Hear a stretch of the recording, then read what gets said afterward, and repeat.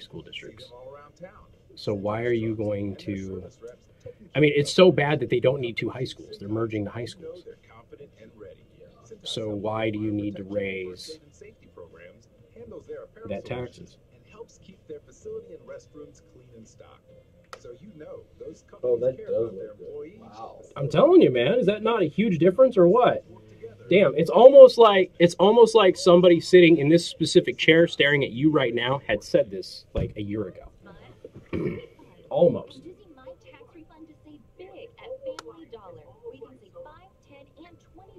Everything looks better. Literally everything. It's almost angled perfectly right at the camera. Yeah, I moved the camera over farther to the right. I had to put the camera way over here in order to keep me lit.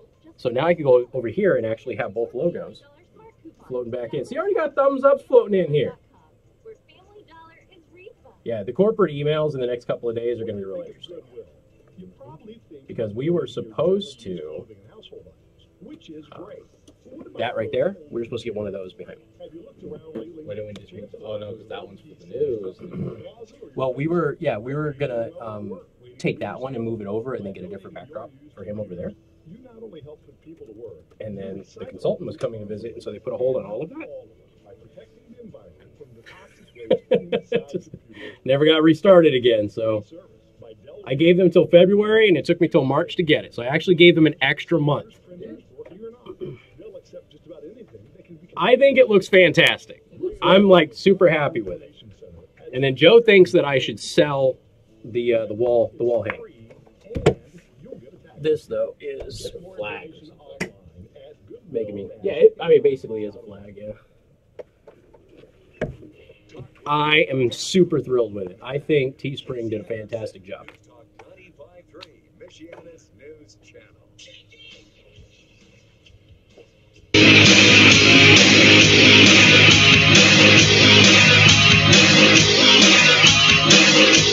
Hey, good afternoon. Thank you for tuning in. News Talk 95.3, Michiana's news channel. I am your host, Casey Hendrickson. For those of you watching the live stream, you can't even hear me on the... Okay, so this is funny. We got to tell this story here in a little second because Joe is dealing with something. Let me do the sponsors and everything first. So for those of you who are trying to get the audio live stream, okay, the catastrophic computer failure yesterday is still a problem today. So getting the audio live stream is not going to happen. But if you go to youtube.com/Casey the host or facebook.com/Casey the host, the video live stream is back and I have redecorated the studio. I gave them until February to get this window behind my head taken care of. This has been a year-long conversation at least, right? So I ordered the flag. It's behind me. It looks fantastic. And the lighting in the studio, I swear, it feels like it's 100 times better. So it looks better. I look better with the lighting. I think it looks great. It's got the MNC logo on the side. It's got my logo right behind me. I think it looks pretty darn cool. Joe thinks that I should sell. How many seashells by the seashore? Joe says that I should sell the flag behind me. I have not made it a public item yet, so we'll put a poll up maybe. Have you guys decide.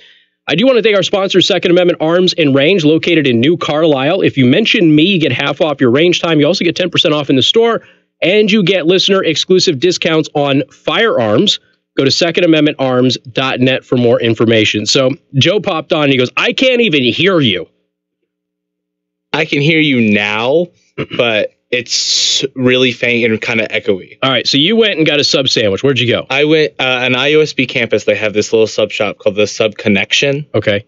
And so with the purchase of any Coca-Cola product, you're supposed to get this these really cheap pair of headphones sponsored by Coke. Here, throw it over here. I'll put it on camera. That's the this is the holder. That's the holder that you can put on your phone, which has a little sticker on the back. You can put it on your phone, and it's like those little wrist thingies. Yeah. So it pops up like that to hold your headphones. And so I'm like, yeah, sure, okay, I'll take this. She's like, no one else is taking these. So she hands me 3 more of them. I'm like, okay, well, I need them for work. I'll use them. And so I'm like, okay. So I open up this plastic package, I take them out, I put them in my jacket, and I plug it in, and now I'm getting reverberating feedback. Oh, nice. It's bad. So they're worse than the dollar store ones. Yeah, I am known the worst pair of headphones I've ever put on. I am known for collecting cheap headphones and stashing them everywhere. They're not because I forget headphones everywhere I go. If I ever need a pair of headphones, I have a pair of headphones on. Okay. So I'm just going to leave them here. They're at least somewhat functional, at least. If somebody steals those, they're probably going to give them back. Probably. I would. All right, 574-25-95-95-3. That is 2595-953. Once again, the live stream is at youtube.com/Casey the Host or facebook.com/Casey the Host. We're going to start off with Michigan. Democratic Michigan Governor Gretchen Whitmer. She released her budget proposal, and she talked about how the general fund has been the same as it has been for like 20 years, and therefore we need to go ahead and change our tax structure and all of this other stuff. So she is calling for a tax increase to fix the crumbling road infrastructure. Man, this sounds familiar, doesn't it? It sounds exactly like what Republicans in Indiana just did. So anyway, her budget proposal includes a 45-cent gas tax increase. I was writing in, all right, 80% of the time I get my gas in Michigan because it's cheaper in Indiana now. After Indiana passed the gas tax, just with the exception of like 2 places in the immediate area that I live on the Indiana side, Indiana's more expensive than Michigan, okay? Michigan was $2.55 on my way in today. It's going up. $2.55. And they want a 45-cent gas tax? It would be phased in over 3 separate intervals, the governor's spokeswoman, Tiffany Brown, told reporters on Monday. Now, the rate would begin increasing in October, hit its second phase in April of 2020, and ease into its final phase by the end of that year. So really, the idea is by the end of 2020, so in less than a year, you would have this 45-cent gas tax. The increase is expected to generate roughly $2 billion a year in additional revenue for roads, according to media reports. Anybody actually believe it's going to be used for roads? Raise your hand. Okay, the 2 of you that have your hands up who work in Whitmer's administration, you're wrong. Whitmer, a Democrat who ran on fixing Michigan's roads, will present her idea to lawmakers on Tuesday during a joint meeting of the House and Senate Appropriations Committees. Now, here's the thing, okay?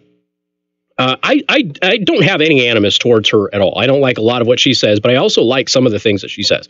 And as somebody who is a Michigan resident who is looking to stay in Michigan because of the school system that my daughter is in, that's the only thing that keeps me there is the school system. If I did not have a kid in school, I don't think I would be buying a property in Michigan. I would go to the Indiana side. And the reason for that is car insurance. And so, you know, Whitmer has come out and she has campaigned on fixing the auto insurance thing, which I would love. So I'm banking on her and Republicans and Democrats in Michigan who have all said that they want to fix the insurance rate for car insurance. I'm banking on that happening. And if it doesn't happen, I won't be surprised, but I'm banking on that. But now there's a part of me that's looking at this and going, holy smokes, why are you just making this that much more difficult to continue to do business or live in Michigan? Now, obviously, she doesn't care much about Michiana. This is about the rest of the state. You know, people are on the borders and things like that. That's not going to make a big difference. But our plan would make Michigan one of the highest fuel tax rates in the country. Behind the likes of California and Pennsylvania, Michigan motorists currently pay 26.3 cents per gallon. Total at-pump costs in the state are already the 6th highest in the nation. So this is a woman who comes in and says, owning a car in Michigan is too expensive and I'm going to fix that. And her first thing that she does is make it more expensive to own a car in Michigan. Now, this would be a lot easier to swallow if she fixes the car insurance thing. But right now, there's no fix to the car insurance thing. All we see is that, okay, we're going to be, one of the highest gas tax states in the entire country. So now it's going to be more expensive. One of the things about Michigan is there's a lot of motorcycles in Michigan. There's a lot of recreational vehicles in Michigan. So, I mean, this is going to impact the way that people do a lot of things. For me, I'm probably going to buy gas much more on the Indiana side now, if this goes through. This is just a proposal. It's not actually happened yet, okay? So it would make Michigan one of the highest fuel tax rates in the country, behind the likes of California and Pennsylvania. It's already 6th highest in the nation, in part because Michigan applies its 6% sales tax to fuel purchases. A lot of places don't do the sales tax and the fuel tax. They do one or the other, usually the fuel tax. Michigan applies both of those taxes when you buy your gas. Michigan Republicans have mixed feelings about such an increase. The party chair, Laura Cox, panned the idea, saying in a statement that residents deserve real solutions to this critical issue, not a tax and spend solution, which places the burden on the state's overtaxed families. Obviously, there's some that are supportive of this, and we'll get to all of that here in just a little bit. But I wanted to get your reaction. 574-2595-95.3. That is 2595-953. Jim, welcome to the program. Good afternoon.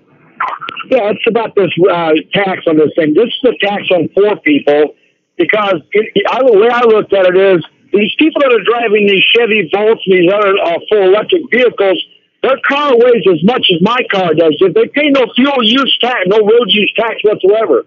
And everybody wants to sit there and think about the green movement. What happens when all these cars, all of a sudden, that they want to turn into electric, and they're not buying fuel, where are they going to get the road money then? And she also claimed that some of this money was going to go to the schools. Well, that's what the lottery was from. And another thing is the Democrats have screwed the schools up anyway, and now they want everybody to go in there and try to fix their mistakes. I don't understand this. If you want to put the fuel use tax on everybody that's driving a car with gas, that's great, but they ought to take the mileage that a car that weighs the exact same thing as a Chevy Bolt does and tack the mileage onto when they get their registration. Now, I'm not in favor of anybody paying more taxes, but all these people that live on these trust funds, like Warren Buffett, that wants to complain about he's paying more taxes than his secretary, they live on trust funds. Let's tax all of the trust funds, and let's also tax all the money over the money that these people come into office, even they've made in office. Let's tax those 70%. And put it on our roads and our schools. All right. I appreciate it, bud. Thank you much. And here's the thing. Mileage tax is coming. Okay. Many states are doing the mileage thing. And I have no doubt that that is going to be one of those things that's going to become more and more popular as more and more electrical vehicles are out there. Tesla's finally unveiled its $35,000 electrical vehicle, which is the affordable vehicle. There's other companies, obviously, that are going to be making these things. I would rather that they just stop spending money in some of the ways that they're spending money. He did point out that the lottery situation is there. There's a lot of things that are established to fund government that end up not funding the things it was intended to fund. And then, of course, they go back to the people in order to raise taxes. Like I said, this would be an easier trade-off if they fix the insurance industry, because it's already so expensive to own a car in Michigan. Now, if you turn that around, you get rid of the insurance thing, and my insurance bill goes down 50%. Guess what? I can absorb a 47-cent gas tax. Now, in Indiana, it's bad either way because Indiana doesn't have that. But Michigan right now, it's so expensive to own a car already that if you made it a little bit easier, it would work and it'd be a little bit more palpable. All right, 574-2595-95.3. More of your phone calls on this coming up on News Talk 95.3, Michiana's news channel. You were right, by the way. You were right about that caller. Just that calling. Stream? Yep. I just want to let you know. Stream's down. Nuh-uh. Yeah. I'm listening to it right now. Michiana's news channel. Would you like to talk to Casey?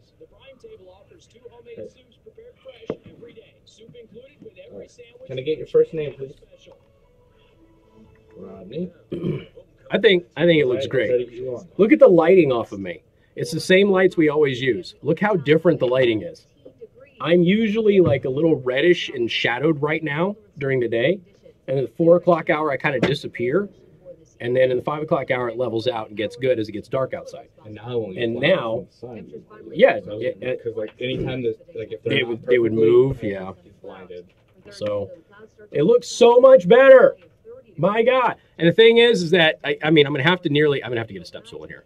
You are, because I nearly have to kill myself getting this up with these rotating chairs. But it can't stay up there. They'll take it down. They get all pissy about it. Mark can't see out the window. What you need to do, Casey, was just like put 953 in like one of the corners. The logo's on there. No, I told John. I said if I have to buy it, I told him, I said if you guys get it and have my logo and your logo, I'm good. If I have to buy it, your logo's not on there because it travels with me. Michiana's news channel. Would you like to talk to Casey? See, I got their logo right there. And that helped tremendously having that one up there. I'm a private real estate investor who buys several houses a month, and I want to buy more. Definitely makes me purtier. See, Daisy knows what's good. I buy inheritance. Can I get your first name, please? So this is like it's called a wall tapestry. I think they have flags. Joe thinks that I should sell this, have this listed for sale. I'm okay with that. It was actually really affordable. I was shocked at how you can get different sizes. I just got the small size because I just needed to cover the window, but they have like 2 sizes that are bigger. And one, I think, is probably 50% bigger, so it would go all the way into the middle of that window over there. What'd you do?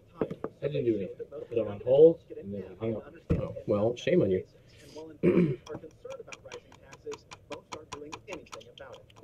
need a producer. I think it's supposed to be Joe, but it says CHE. No, we need a producer Che tapestry, too. So we've got to have your picture with the Che beard and hat in red. Okay, for real, I'm ordering some wall art. I've saved it for when I move. I'm ordering some wall art. Somebody did an NPC Che. Okay. I am all over that. So it's just a big red poster with Che Guevara, but instead of his face, it's an NPC character. It's amazing. Absolutely amazing. There's a really good tweet the other day that says, I don't give a damn about anybody walking around talking about Nazis who's wearing a Che shirt. So it's a fair point, considering he was a monster and racist murderer. So.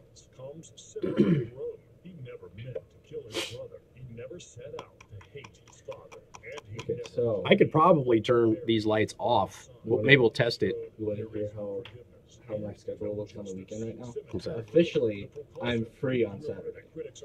Officially. But because Carl has not yet contacted me and told me there's no game. But we do, because I was talking to John last night. He's like, hey, you have a game on Saturday, by the way. I went, oh, I do I? It's like, have you not heard it? No, I haven't. Last I knew is that he would tell us. And I know nothing. Oh, boy. So until Carl tells me. Oh, boy. Apparently we're going to regionals. Here's it on the thing, by the way. My shitty headphones. That's how it looks? Yeah. And then I assume that it just curls out to hold them for... Oh, that's how you get them off? Yeah, oh, put them on and then bolt it on there. Gotcha. I mean, you could probably do it together. Seems like they over-engineered that, but okay. They probably could I thought it was to hold them like a hug or something. Put more money into the actual headphone? Yeah. It'd be just that much better? The extra 15 cents would have made those headphones dollar store quality headphones. Yeah. They wouldn't get reverb. Like it was like you could tell it was like about to pop as I was talking. It's like, oh, that's not good. Reverb's not And good afternoon. Thank you for tuning in. News Talk 95.3, Michiana's news channel. I am your host, Casey Hendrickson. Phone number 574-25-95-95.3. That is 2595-953. I have redecorated the studio. And for those of you who are trying to stream the show on the apps or the website, again, we're going to say this a couple of times. I'm not going to keep repeating myself because I know that a lot of you are kind of coming in and you didn't hear yesterday when we explained it, and some of you are not seeing it now. But the computer catastrophe of yesterday is still being fixed. So there's no audio stream for the program. So if you want to watch it, go to youtube.com/Casey the host or facebook.com/Casey the host, and you can watch the show and listen to the show that way in the background. Casey, Whitmer's plan, each 10-gallon fill-up would cost a Michigan motorist an additional $4.50, while a 15-gallon fill-up would cost an additional $6.75. Let's see. Yes, the flag looks great, like a real radio station now, LOL.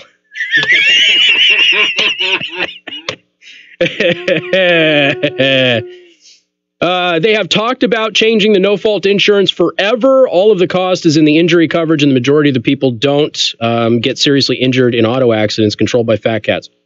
Yes, they have talked about it forever. However, over the past, I would say, 2 years, and the past year in particular, it has really come up as a bipartisan issue, and there has been legislation that's been introduced. So my hope is when you have a governor who campaigned on the issue and you've got Republicans and Democrats looking at it and saying, okay, maybe it's time to do it, that maybe it'll get done. Now, they talked about Sunday alcohol sales forever, too. I harped on that for 7 years before it happened. Okay. So, and it was proposed every single year. And we did not have leadership in the legislature in Indiana to get it done. Maybe in Michigan, the no-fault thing, maybe that's going to happen, especially when you have something like this on the table with the gas tax hike. So again, it's, this is a 47-cent gas tax increase. It's crazy. Let's see. The proposal is a big and bold, and it solves the problem, says former state Senate Majority Leader Ken Sikkema. Yeah, it's not bold. It's big. It's not bold, though. All right, to the phone lines we go. Todd, welcome to the program. Good afternoon. Good afternoon. What's up? Well, we're driving the roads, and these roads really aren't all that great. We know that. Yes. But we're already getting taxed. We're getting taxed pretty good, I would think. Where is the money going? That's always the question. Now, what I have to do is I have to dive into Michigan's budget. Now, I guarantee you I can find a couple of $1 billion to put into the roads. Guarantee you, especially since Michigan doesn't salt their roads. Okay, so they're saving money there. The money's there, and money that's probably supposed to be going into those roads, Todd, just not being allocated. We found the same thing on the Indiana side. Indiana kept saying, we got bridges that are going to fall down and collapse and everything else. And you go through it and you found out that like 83 cents on the dollar that was supposed to go for roads actually went for the roads. Well, that extra money could make a big difference. But they squandered it. They moved it to other projects, things that had nothing to do with transportation. I mean, it's just stupid stuff.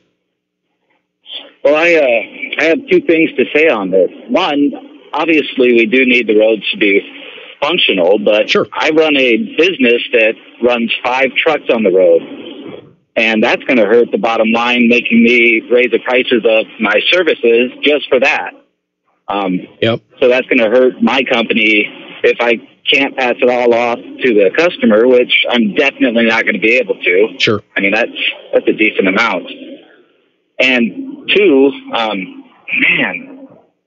if we're not doing anything right with the money that we're doing now, why is it going to change with putting another $4 per tank into the roads? Right.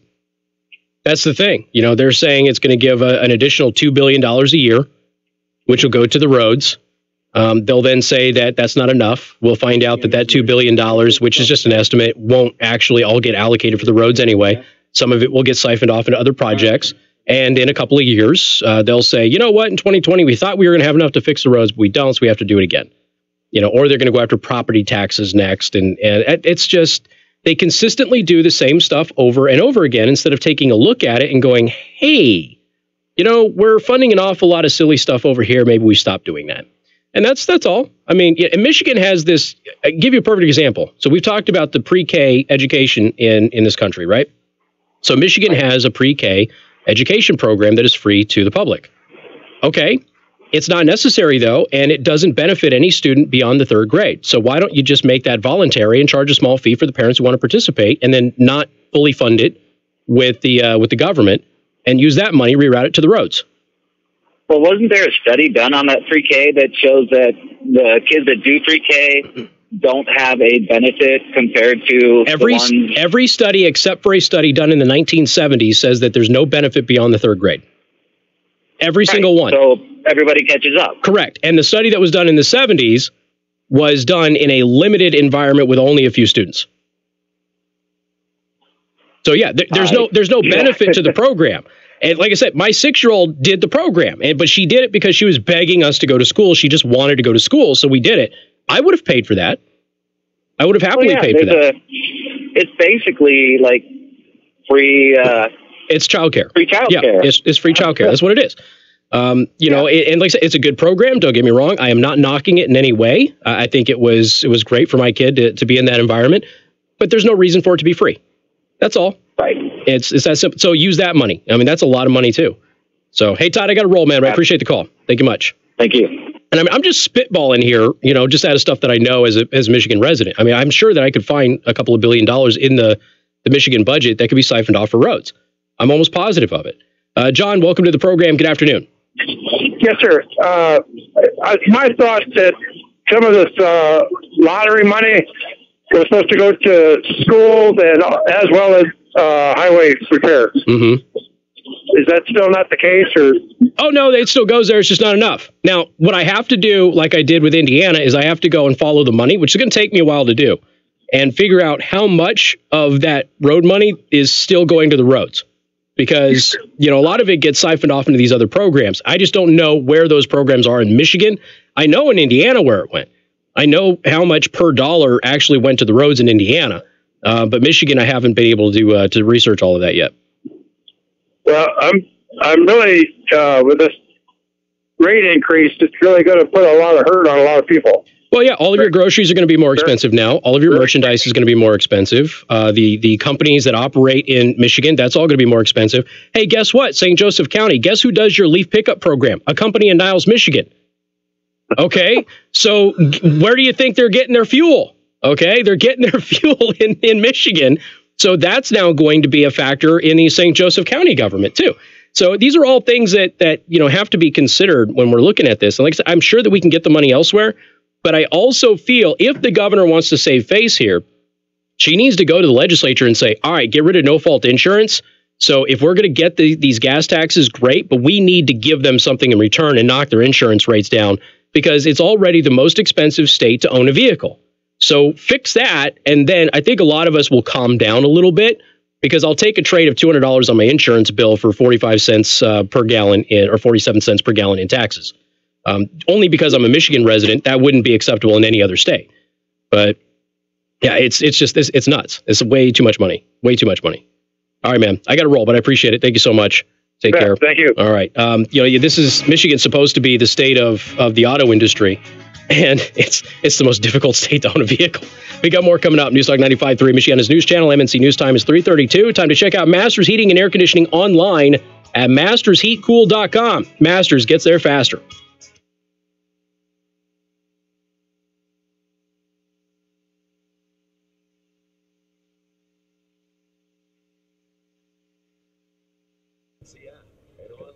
It's broadcasting.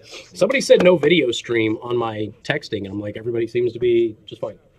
So Can you see it? everybody's commenting. They all seem to be okay.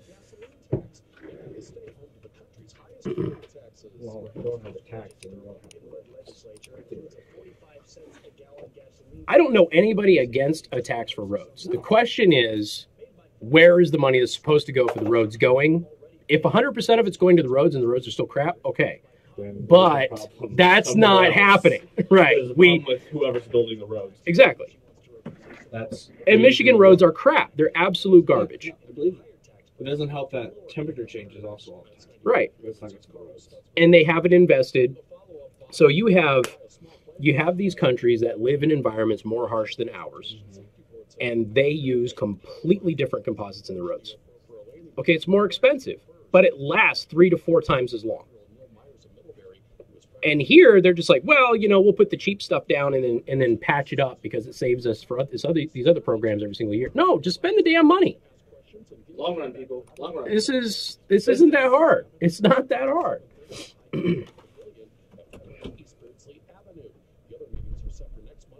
So it went down on YouTube? Weird. Whoa, a lot of people watching right now. Sweet. Got 59 people up in there. Everybody leave a like. Thumbs up.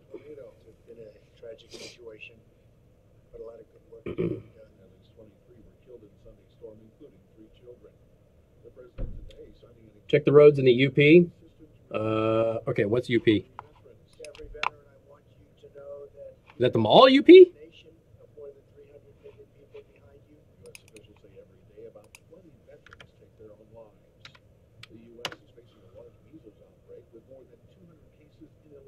All right. Yeah, I don't know what happened. Sweet. Punchkis over in.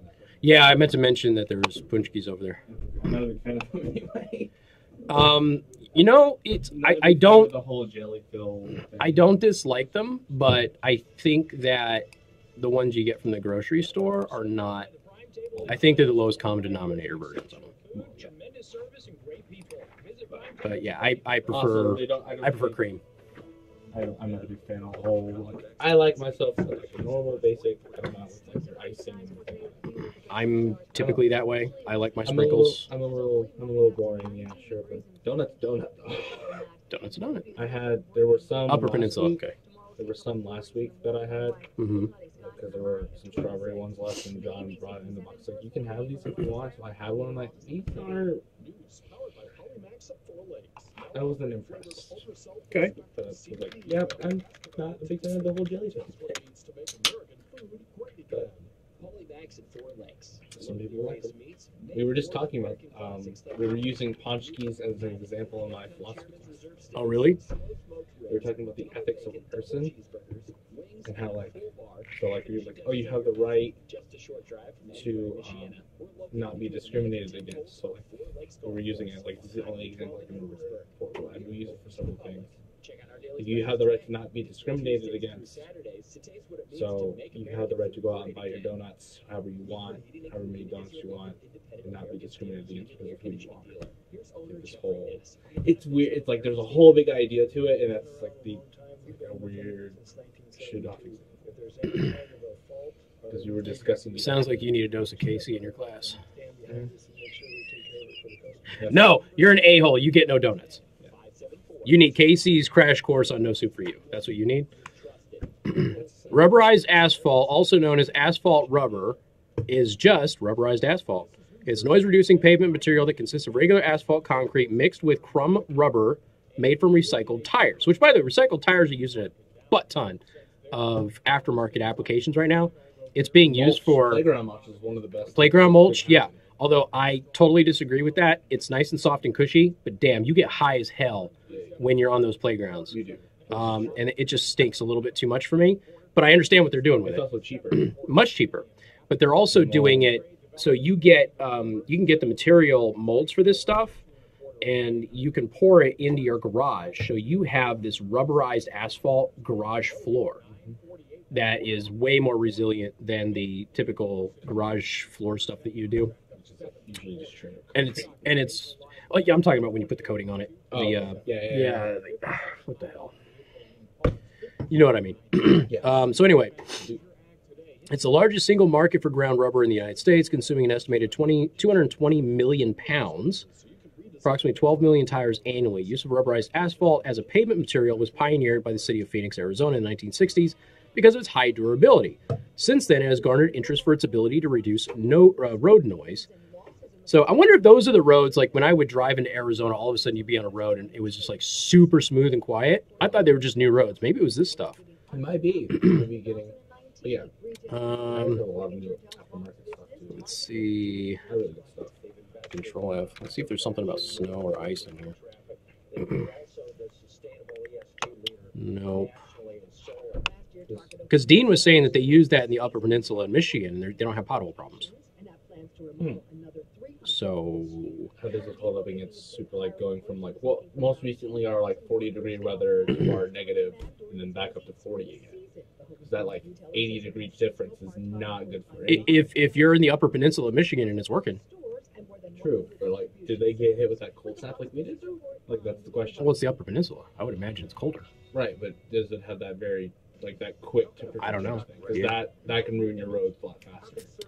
That temperature change. So you can buy bulk crumb rubber filling for $25, 55 pounds, and then you can get the molds. So you can put it over your floors and stuff on Amazon. Let's see. I don't know what they like use in Finland. I've talked about it in the past. Now you can get a great looking cut in less time every time with an X-Mark. The Mowers Landscape Pros trust 2-to-1 over the next best. All right, here we go. Hold on. Right now you can save hundreds on our most popular zero-turn Asphalt magazine. There's a magazine for every industry. Asphalt rubber in Washington State. Highway noise is a common complaint across the state of Washington. And by the way, Washington roads are crap too. WSDOT engineers were challenged to design pavements that reduce noise while simultaneously providing durable, smooth, and safe surfaces We're studying quieter pavements to test their durability against ever-changing driving conditions, such as heavy rain, snow, ice, and studded tires. Let's see. Asphalt awareness of performance, environmental aspects, yada yada yada yada.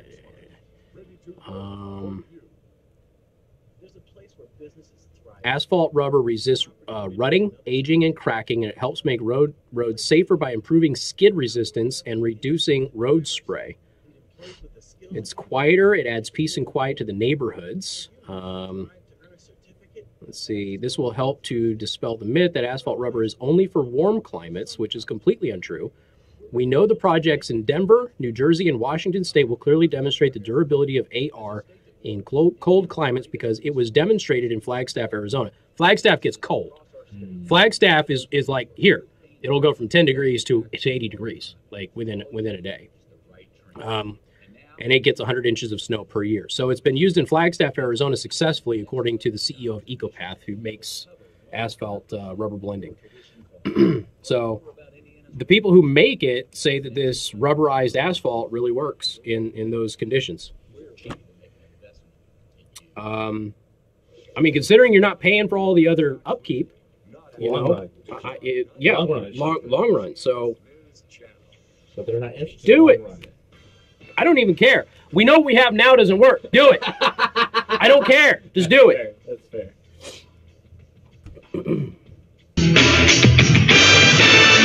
Hey, good afternoon. Thank you for tuning in. News Talk 95.3, Michiana's news channel. I am your host, Casey Hendrickson. Phone number 574-2595.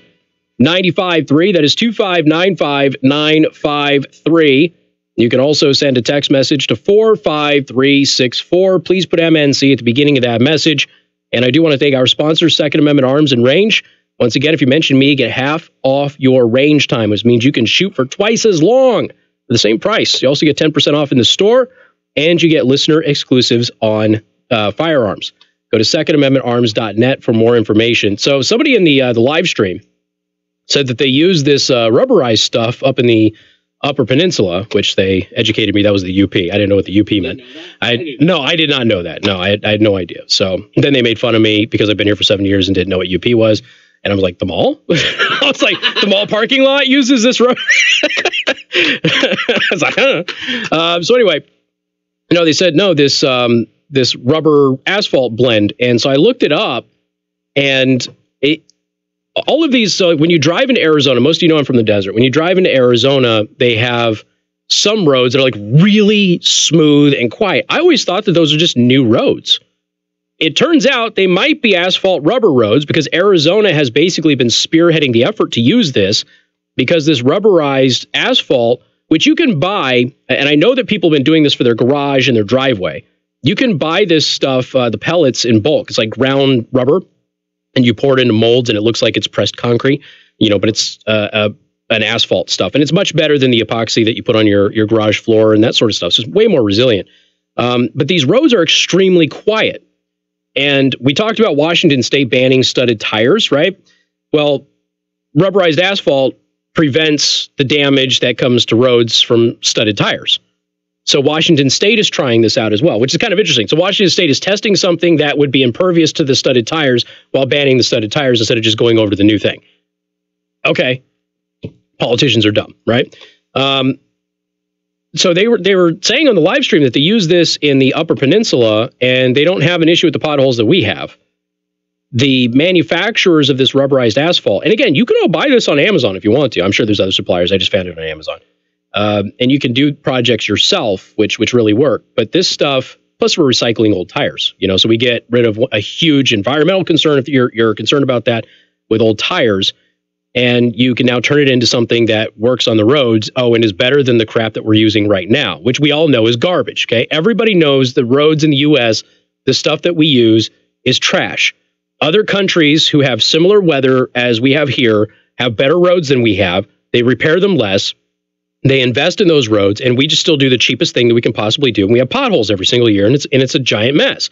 So when the governor comes in and says, we're going to have this 47-cent per gallon gas tax to fix the roads, why not just replace the roads over, 20, 30 years with stuff that, doesn't wear out. How about that?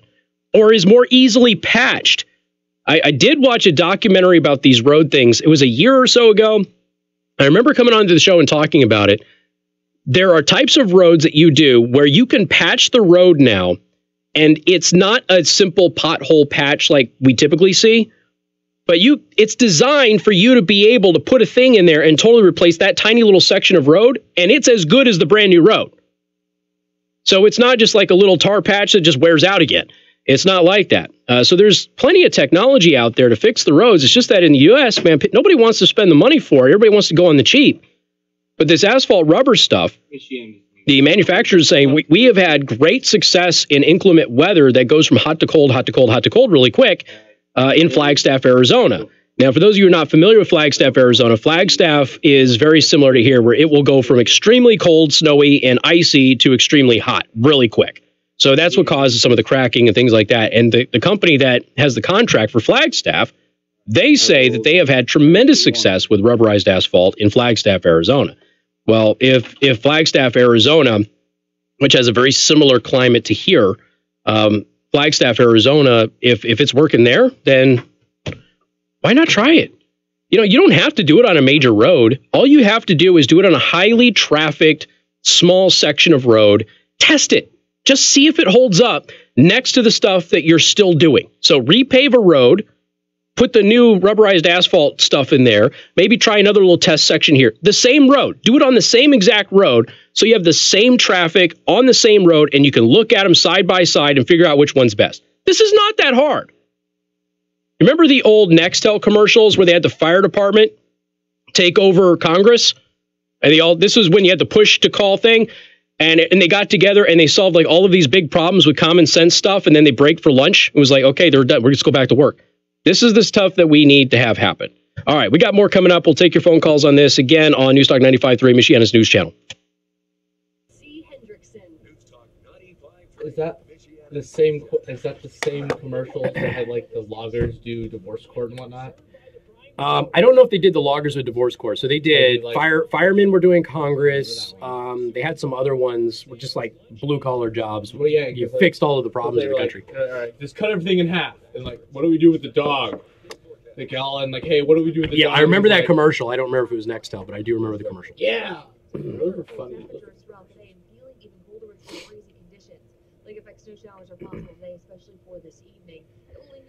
Yeah, and that's just it. So with speed, what speed is saying, if we use the stuff that actually works and has been developed to be more resilient instead of using this crap that we're using, then you don't have to worry about the roads being in such disrepair.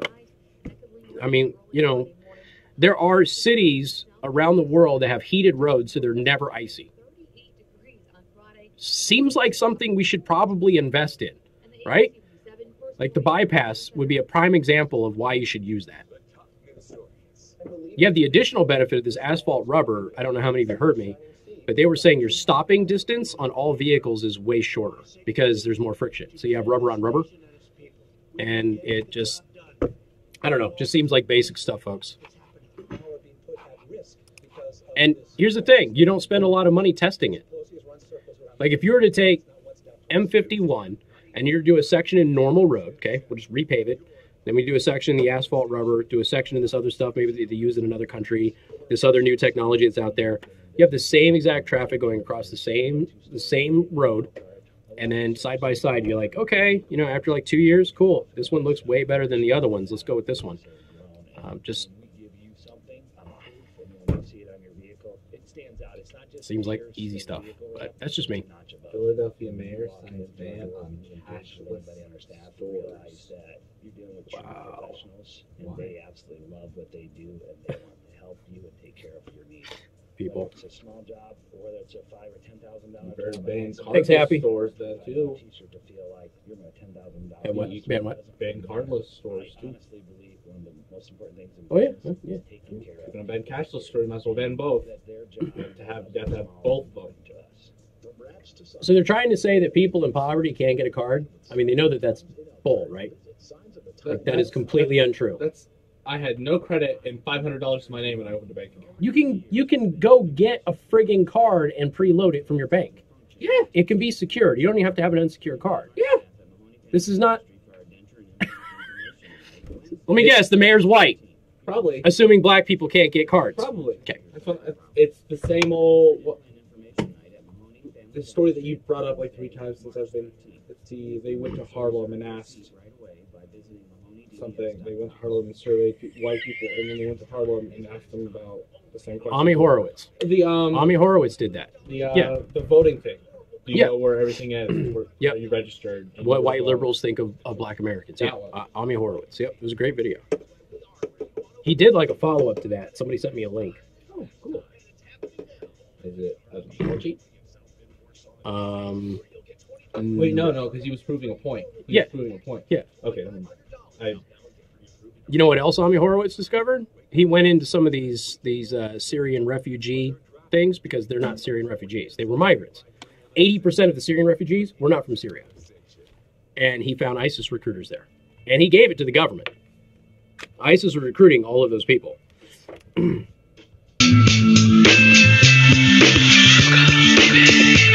good afternoon. Thank you for tuning in. News Talk 95.3, Michiana's news channel. What I assumed would be a 15-minute topic has turned into an hour-long topic.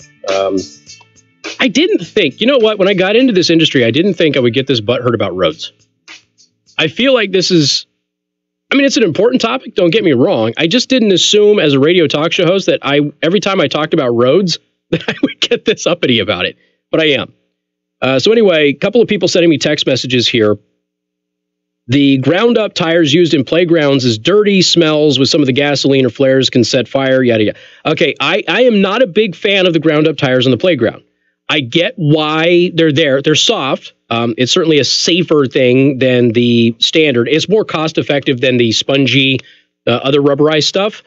But I'm with you. I think it smells horrible. And so they installed this here near the river, and I went there right after they had made that playground, and I couldn't be there for more than 10 or 15 minutes. I was high as a kite, had a headache. I agree. It was smelly. It's not the same stuff that they're using on the roads, though. This is like a rubberized asphalt. So it's an ingredient that is added to this asphalt blend that they have. No need to replace the roads over the next 30 years, Casey, if the world is going to end in 10 to 12 years, like Ocasio-Cortez said. You know what? We don't even need a gas tax. Governor Whitmer, we don't even need to worry about it. Just let us enjoy our cars for the next decade because we're all going to die anyway. Casey, please test the rubberized asphalt on Ironwood underneath the bypass. It's like a few people have some suggestions of where to test out the new materials or something. It's almost as if we had regular issues with certain parts of our roads. Anyway, Mike, welcome to the program. Good afternoon. Good afternoon, sir. How are you? I'm pretending to be good. Okay. My background, I was a highway superintendent in upstate New York for years. All right. The roads used to be, the aggregate and asphalt was cut with a good, what we called MC 800 oil, which is good. EPA came along and said, oh, no, you can't use that. You have to use an emulsion, which is cut with detergent. And ever since we had to do that with the EPA changing what we use to hold the aggregate together with this emulsion detergent, the roads don't last. So you're saying the EPA kind of messed this all up for everybody? EPA messes. I was upstate New York for many years, highway superintendent. And we saw our roads just deteriorate once we had to change because of the EPA. Now, why did the EPA say you needed to change? What kind of aminal was it killing? Well, it's fossil. This oil we were adding was hurting the environment. So oil which comes from the environment was hurting the environment. Detergent which doesn't come from the environment was helping it. Yeah, that's that's what happened. Gotcha. Okay. Well, I'm not surprised. I have no reason to doubt you. I know that the EPA has propped up many industries as well with their rulings. And we also have caught in the past, we have caught EPA officials who have payouts and contracts like doctors do with Big Pharma, with certain businesses. So we know that the EPA will make decisions not based on what's best, but based on what will get them the most money. So they have a lobbying arm as well. Yeah. Interesting. We saw a road deteriorate. Once that happened, the life span is short. Yeah. Interesting. All right, man. I appreciate the info. Thank you much. All right. Thank you. All right. Somebody says, if things last forever, how will the economy make it? Just hurting it. Well, nobody's talking about things, but, if the government is responsible for infrastructure, it seems that you would, considering the infrastructure is what is most important for the rest of your economy to thrive, because if you don't have good roads, then you don't have the ability to deliver goods and receive goods. So make the roads last.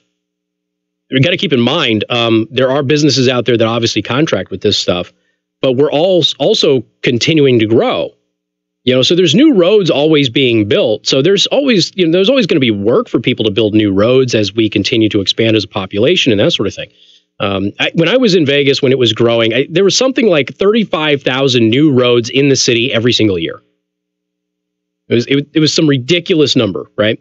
I mean, all of those people have those contracts. All right. So yeah, okay. Maybe they're not going to have as many people working on redoing those roads and things like that, but they'll be building new roads instead. But there's a shift.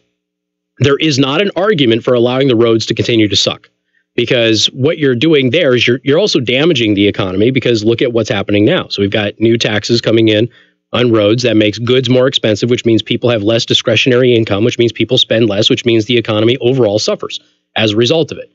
So you can't prop up one industry and damage every other industry. And that's when you have bad roads. It's exactly what you're talking about. They're saying that they were joking. I get it, but we have to explain this, because this is a valid point that people will say the industry will suffer if you fix this. There's a lot of people when we talk about getting rid of the IRS that'll say all those accountants will go away, and my response to that is learn to code. Sorry, learn to code.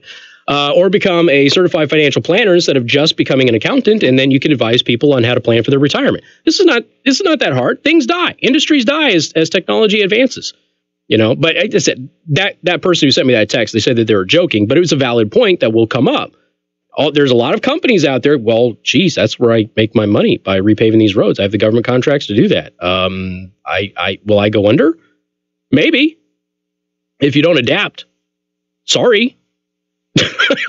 So, I mean, I don't mean to sound cruel, but I would much rather have roads that don't get people killed and allow every other bit of our economy to function better and smoother. And you've got the environmental aspect of some of these things. And I don't mean by like green technology. I mean like quieter roads.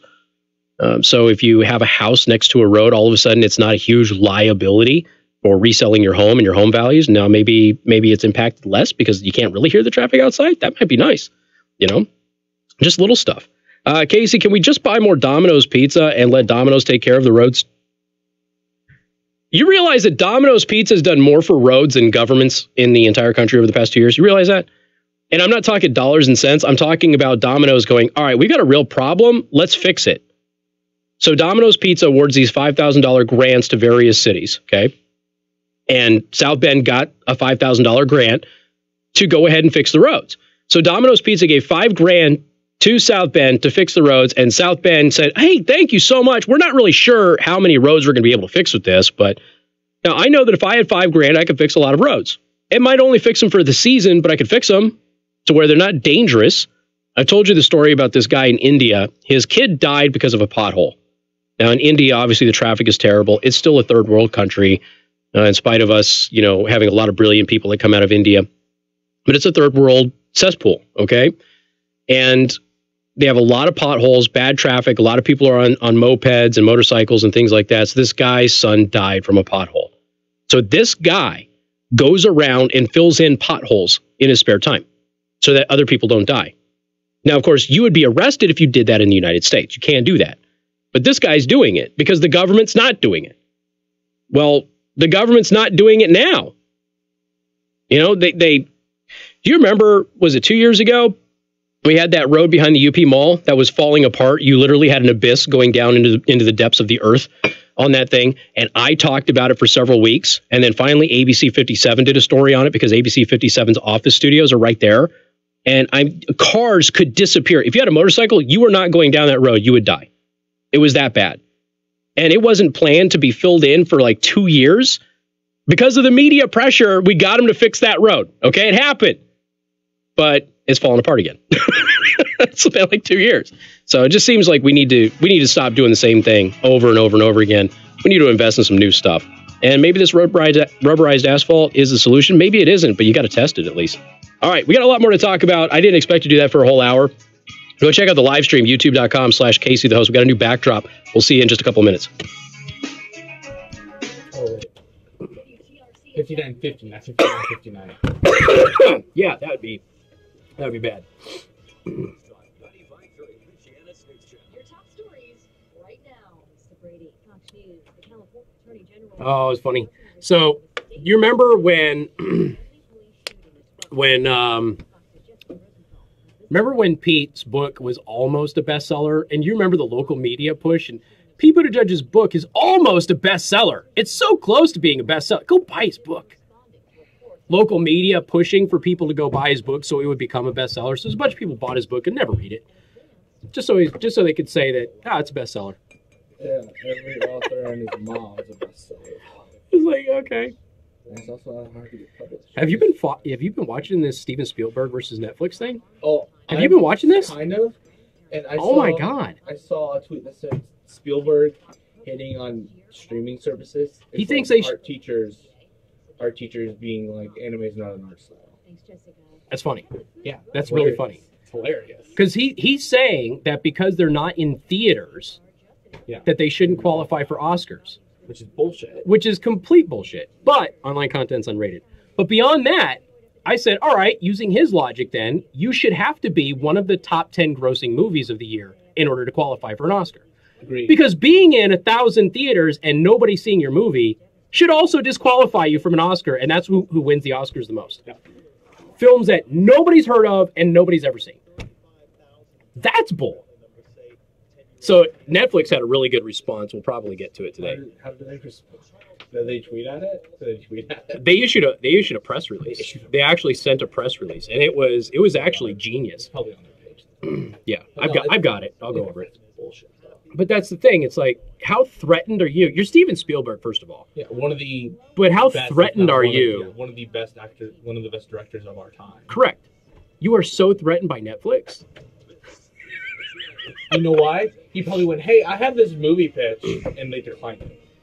Bet you anything. That's maybe they approached him about being a director with them, and they weren't going to give him enough money or something. I don't know, but you have to adapt to the market. I mean, basically, I'll just paraphrase since I don't have it in front of me. But basically, Netflix says, you know what? We are pro everybody, regardless of income, having access to every new movie. Yeah, no, honestly. And movie theaters are becoming more and more expensive. If it costs you $30 to go to a movie theater before snacks, but it costs you, $6 a month, $7 a month. Their basic plan is like $6-7 a month. Something like that. Yeah. So. And Hulu is about the same price. If you have Amazon Prime, you get a lot of access to a lot of things already. We got 70 watching right now? Damn. It's a popular stream today. Likes, though. What? Yo! Thumbs ups, people. Thumbs ups. Steven Spielberg lover. Purist. What's that? Probably some purist disliking us. Do we have one thumbs down? One thumbs down. Yeah, Steven Spielberg fanboy. I mean, you look, it's just, if you're going to use that logic where if you're not in a theater or if you're just in the bare minimum to qualify as an Oscar, you shouldn't be Oscar worthy. Okay, then movies that nobody has seen or heard of, they shouldn't qualify either. If you have a movie that was seen by 13,000 people and qualifies for an Oscar, but you have a movie that Netflix has, like that stupid Bird Box movie, okay, and I'm not saying that is Oscar worthy. It's dumb, but millions of people watch that stupid movie. Millions of people. So 13,000 people, millions of people. Literally Which one is most worthy of contention? Not winning, but contention. And I would say that the one that more people gravitated to is the one that should probably be considered first. Plus, this opens up. See, everybody should like this idea because this opens up the possibility that Black Panther ends up as a legitimate Oscar contender instead of just a social justice warrior throwaway, right? No, it it deserved costume design because they did phenomenal. They had great costumes. They had really good costumes. And it won that one, which it deserved because they did a really good job. Right, with how but it's it not an Oscar represented movie. and everything, but it's not. It's not a Best Picture. It's There's not no a Best way. Picture movie. And don't and like. Did you see the one Oscar judge said the only reason that this is up for contention is because of the racial component? No, but Had the nuts to say it. We're all thinking it. We all know it's true. Every single one of us. Only one Oscar judge had the nuts to say it. And I recently watched it and went, wow, this isn't even like good. It's an average movie that was entertaining. Yeah, I was entertained by it, but it it's wasn't. below Marvel standard. I agree, in a sense, 100%. It Totally was, agree. But it had a good soundtrack and it had wonderful design. And you know who made the movie? The bad guy, the dude who played Creed. That guy's phenomenal. Michael B. Jordan is. Yeah, that's his name. Yeah, Michael B. Jordan. So he was in Friday Night Lights is where I first saw him. He did the Friday Night Lights thing last season, I think, of Friday Night Lights, and I was like, this kid's gonna be a star. I just don't. And he's phenomenal. I don't remember what the first thing I ever saw him in. It might have been Creed first thing I ever saw him in. But that can't be right. I knew his name. I was yeah, I happy know when he this got is. that role because I was like, I think he can pull this off. I still haven't seen Creed 2. Yeah, it was. Energy savings and quality of life for homes like yours. Buy 6 windows, get 3 free, and no payments for 12 months.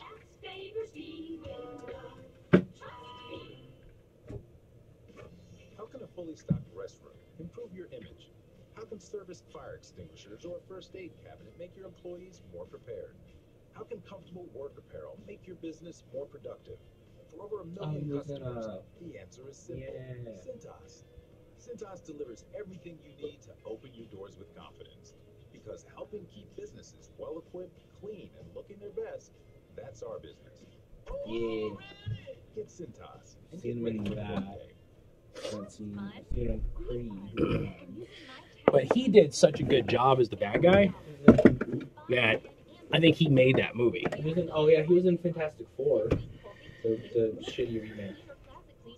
Yeah, which like nobody saw. I think I saw that he was in it in the preview, but I didn't watch He it. was in the Boondocks. He voice acted in the Boondocks, and he was in Flashpoint Paradox as Cyborg. I saw that he did the voice stuff in Boondocks. I haven't seen it yet. And he was in Parenthood. And Didn't see that either.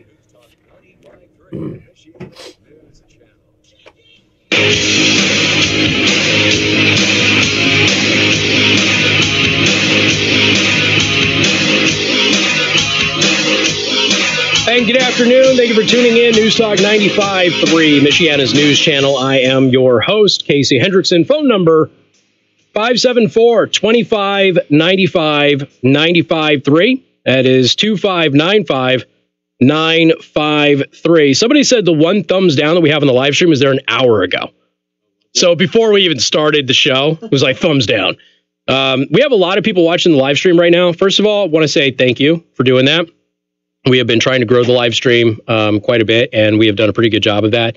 But if you go to youtube.com/Casey the host and you watch the live stream there, do us a huge favor. One, subscribe to the channel. So that way you'll get notifications when I upload any new video. And not everything is just the show. I upload other videos as well. And as soon as I get moved, expect there to be more of my hobby stuff on there also. And also hit the like button. Okay, that helps me with the Google, or not Google, but YouTube, whatever, same thing.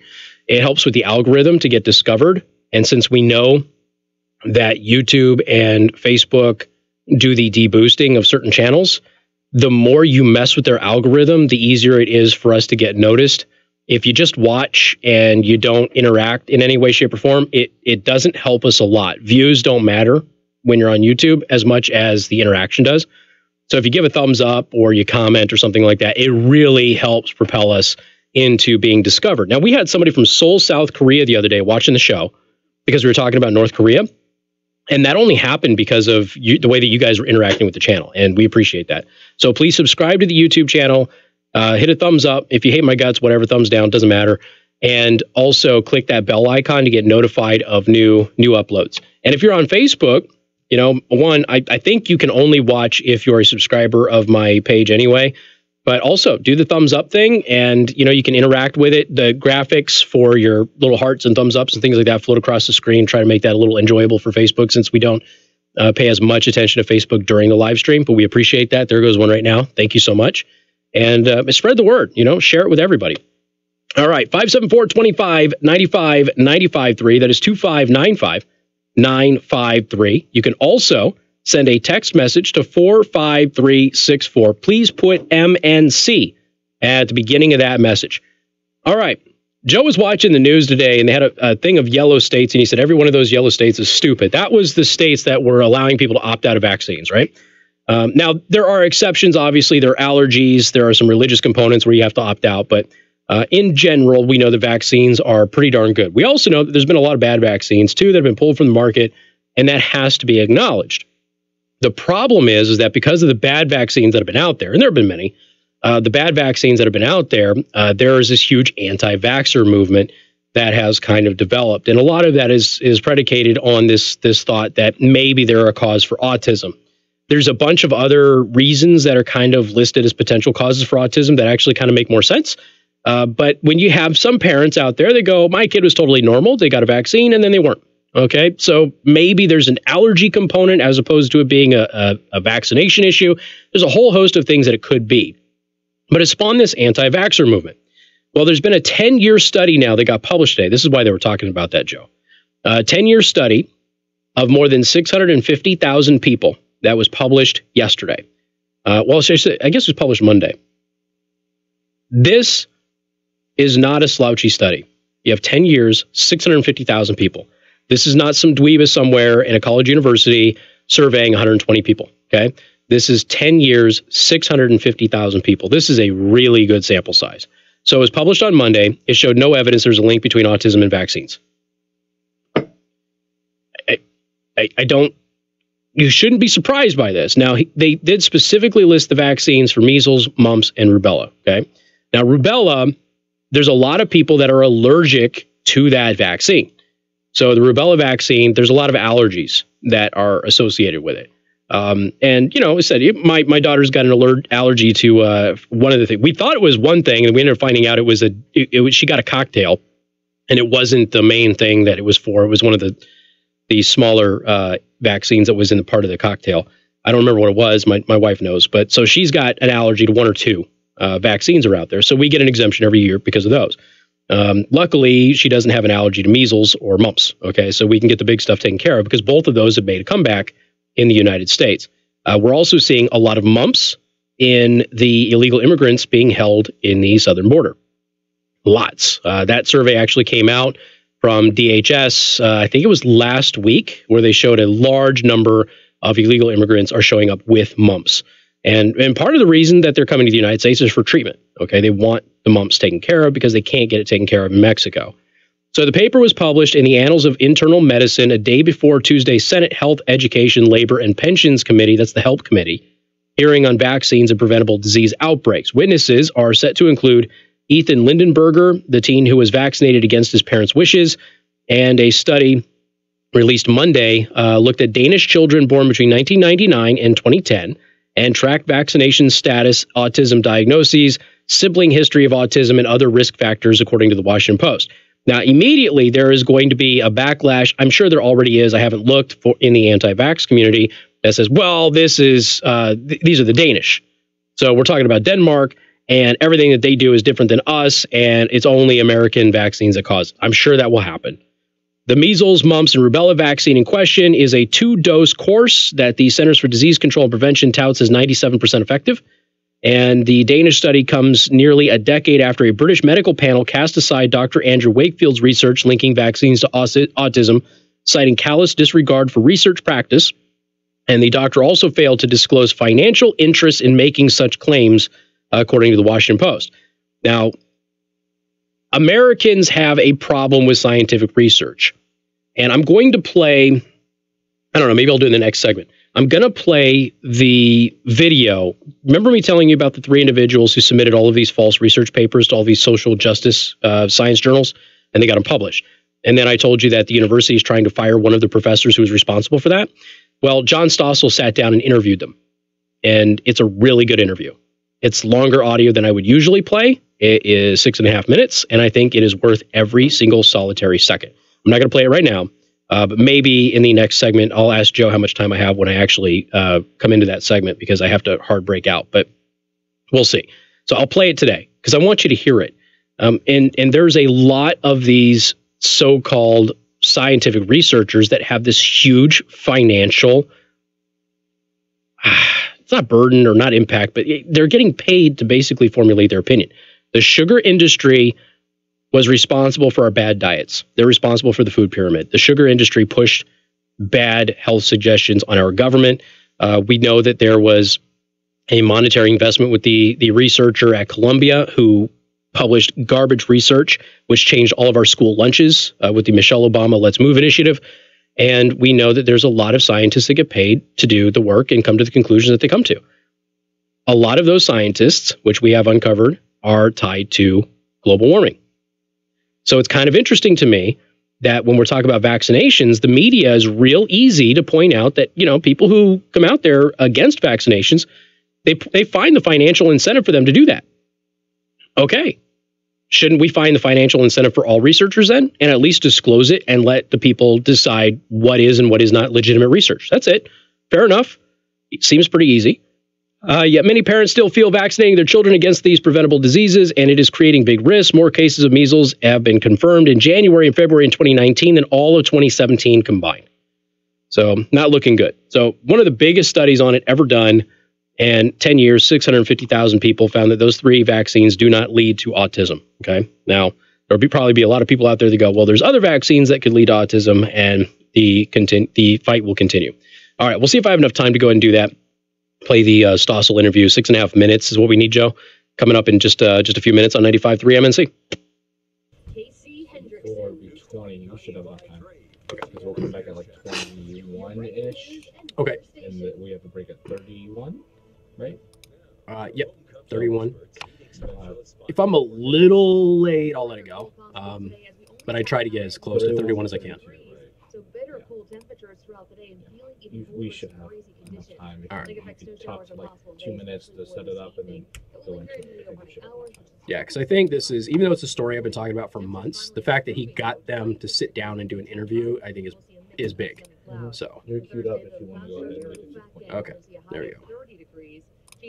All right, the test is there. I listened to everything. They do talk about genitals, and there's some blurted out words and things like that, but it's not what I would call crass. So if you got younglings around and you don't want them to hear that, then so be it. Look at that. Sun's coming through, and I'm still well lit. And I'm not getting lighted. So. Still well lit, people. Look at that. Man.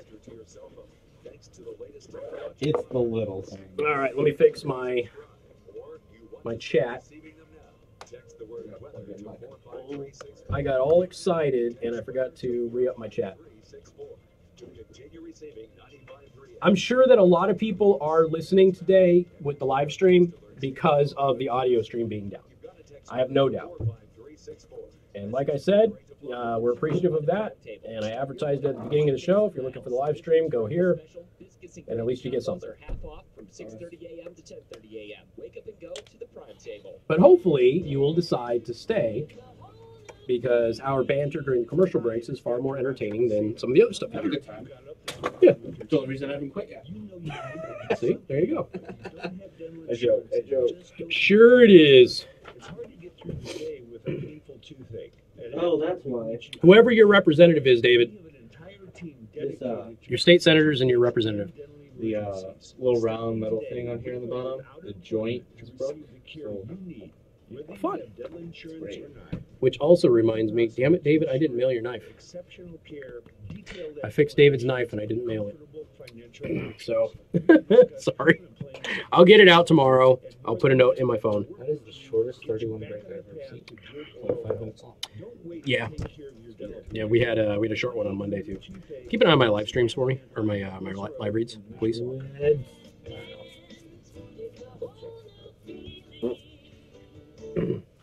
Yeah, it's like, it's angelic. It's like, that was the one thing I was concerned, as I knew it would be thin material, was whether or not it would it would diffuse enough of it, and it looks like it does because my lighting is still good. It's not as good as it was in the 3 o'clock hour, but it's still good, and I'm happy with it. I don't disappear. You can see me. That's the thing. Has Kami Joe earned the second camera yet? On Fridays, maybe. Whenever we do food. So I did the second camera thing, and then what ended up happening is Tim didn't want it on him all the time, which I respected, so we just did it on Fridays. I don't mind. That's because John's here. There's that too. It like goes back and forth. Next week though, spring break, so I'll be here. Swizzle. I'm poor. Crown Trophy Edition Walkout Machine, nationally known, locally owned. Whatever the achievement or occasion, Crown Trophy Black Bullhorn has the custom awards, trophies, plaques, promotional wins, corporate awards, and more you need to celebrate. 5 o'clock You can choose from Crown exclusives that you'll find nowhere else. Stop by our showroom for some inspiration or get started at crowntrophy.com. Thermodine also. Crown Trophy of Mishawaka on McKinley, where everyone is a winner.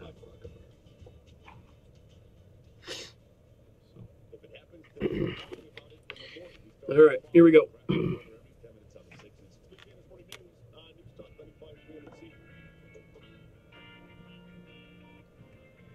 Yeah, we have enough time. We have 10 minutes. Where is my mind after talking about anti-vaxxers? That's interesting. Sometimes the bumper music just has a way, ladies and gentlemen. Somebody posted on the live stream, Frank said, so you're saying that Jim Carrey and Jenny McCarthy were wrong about vaccines and autism? I love Jenny McCarthy, don't get me wrong. I think she's a cool cat, not just because she's attractive, and she was Miss October when she was a first Playmate, and that was the Playmate of the Year, and I called it in October because she was amazing. Not that I had a Playboy back then, not at all. It was she was a field hockey shoot, is what it was. I remember. Was it, Casey? Yes, it was a field. How do you know? No, how do you know? That was. I proudly own up to owning that Playboy. Oh, do you? Proudly, yes. Just that one issue. Probably just that one issue. I had a couple. I didn't have a subscription, but she was on. I think she was on the cover, and I was like, nope, that's it. That's my girl. And so she was one of my top 3 for many, many, many years. I think she's still stunning. I see. When it comes to the vaccination thing, she's dumb as a box of rocks. but I still think she's a cool person. She's a nice person. She does a lot of good that a lot of people don't notarize. But yeah, the vaccination thing. But again, her perspective came from my kid was normal, got a vaccine, then they weren't normal again. So I can also understand why she thought the way that she thought. I'm not agreeing with her, but you know, if you're a parent and you have a kid that you think is normal, all of a sudden isn't normal, and that's really the only life issue that you can see, I can understand why somebody would draw that conclusion. So anyway, John Stossel got to sit down with the 3 academics who created these hoax papers. And again, they're all liberals. It's important that you understand this. These are not right-wing people. These are all liberals who are trying to expose that the far left kookery that is happening in scientific research right now with social justice warrior issues has gone absolutely insane. And guess what? They all have a financial incentive to do these things. We've talked about that many times. So we've told you this story for several months, but John Stossel got to sit down with all 3 of them and kind of explain it. Now, I want you to know everything is FCC compliant and radio friendly. However, there's some discussion of individuals' private parts, and there is some bleeped out cursing. So if you've got any hypersensitives or younglings around, you don't want them to hear that, go ahead and get them out of the room at this point and then come back and listen to it at a later date. All right, so this is John Stossel talking about the academic hoaxes. At American colleges, if you're a faculty member and you want more pay or a promotion, you must publish articles in journals like these. Since the journals supposedly have high standards, some researchers were thrilled to get an email from a journal that said, I have now closely considered the revisions of your manuscript, dog park. They're laughing because they just pulled off a hoax. And will recommend its publication in Gender, Place, and Culture.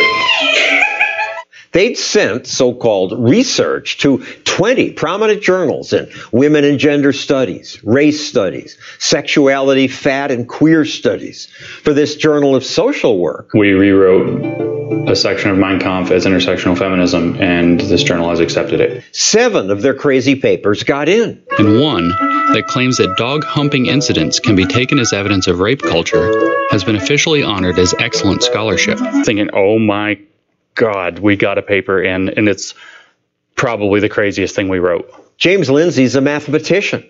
Peter Boghossian teaches philosophy. Helen Pluckrose runs an academic magazine in London. They didn't really expect that the Journal of Gender, Place, and Culture would accept their paper, in which they claim to have closely examined genitals of nearly 10,000 dogs to learn about rape culture and queer performativity. Do they just not read these things and accept them? Oh, no, they read them, very in detail. How could they believe you examined 10,000 dog genitals? We have no idea. In fact, in the first draft of that paper, we were like, there's no way they're going to believe that we did this. We think studying topics like gender, race, and sexuality is worthwhile, and getting it right is extremely important. They made this video to explain why they tested the journals. A culture has developed in which only certain conclusions are allowed, like those that make whiteness and masculinity problematic. Basically, it's not correct that there is such a thing as biological sex. Kind of a last straw happened. There was this paper, well funded by the National Science Foundation, that studied feminist glaciology and said that glacier science is sexist. Because the majority of glaciological knowledge that we have today stems from knowledge created by men about men within existing masculinist stories. The paper's remedy? Feminist paintings of glaciers and feminist art projects that, I'm not kidding, hooked up a phone line to a glacier so you could call the glacier on the phone and listen to it. So that was the last straw for me. These aren't your fields. No. Which should have made it more difficult. Much more difficult to fool the journals. But papers started getting in. You've got to be me that this happened. This shouldn't have been possible. What appears beyond dispute is that making absurd and horrible ideas sufficiently politically fashionable can get them validated at the highest levels of academic grievance studies. We flattered what they wanted to hear, and then they told us that it was an important contribution to feminist geography. Maybe these are just mills that accept every paper. No, one journal we hoaxed was Hypatia, which is one of the 2 leading feminist journals. It has about an 18% acceptance rate. The researchers didn't get to finish their experiment because the dog rape paper was so over the top, a Wall Street Journal reporter noticed. She exposed the hoax and ended the experiment before all the journals had weighed in. The 7 that accepted the fake papers did retract them. But what upsets me most is what happened next. No university said, we're not going to use these journals. No editor publicly said, we have to raise our standards. Think about if you did this to civil engineers with bridge building. They would have thanked us, right? Because they're driving over the bridges with their families, so they don't want the bridges to collapse. But the grievance study journal editors, instead of admitting that they'd published nonsense, criticized the hoaxers. You clearly engaged in flawed and unethical research. That was our whole point. A dozen of Peter's fellow professors wrote an anonymous letter attacking him. And the school newspaper ran it with this cartoon depicting Peter as a clown. You're part of the clown car of hoax writers engaging in fraudulent, time-wasting, anti-intellectual activities. Right. They just describe their own discipline. Do you dread walking to class? Yes. I've been spat on. I've been physically threatened. Portland State University, instead of applauding Peter for exposing nonsense, may fire him. I called Portland State asking for an interview, but they declined. How can a college criticize the hoaxers, but revere ridiculous journals that publish nonsense? When you live in these tight ecosystems, this stuff makes total sense. There's a pervading rape culture, men are bad, there's a whole ball of wax. 20 years ago, a physicist submitted a nonsense paper to the journal Social Text saying gravity is just a social construct. That embarrassed the journal. But Social Text is still going strong, and at universities, nothing really changed. The best I can tap into is that there's this kind of like religious architecture in their mind where privilege is sin. So you can come up with these really nasty arguments like, well, let's put white kids in chains on the floor. It's an educational opportunity. And if you frame it in terms of overcoming privilege, then it's right in. And anyone who dares criticize that must be a conservative hack, holding the same ideological position as the Trump administration's attack on trans rights. Maybe you are just conservative hacks looking to defend your white privilege. I don't think so. I've never voted for a Republican in my life. Nor have I. Actually, none of the hoaxers is conservative. My collaborators and I are left-wing academics who can now say with confidence, these people don't speak for us. The scholarship in these disciplines is utterly corrupted. They've placed an agenda before the truth. After this interview, the editor of one of the hoax journals did agree to talk to me.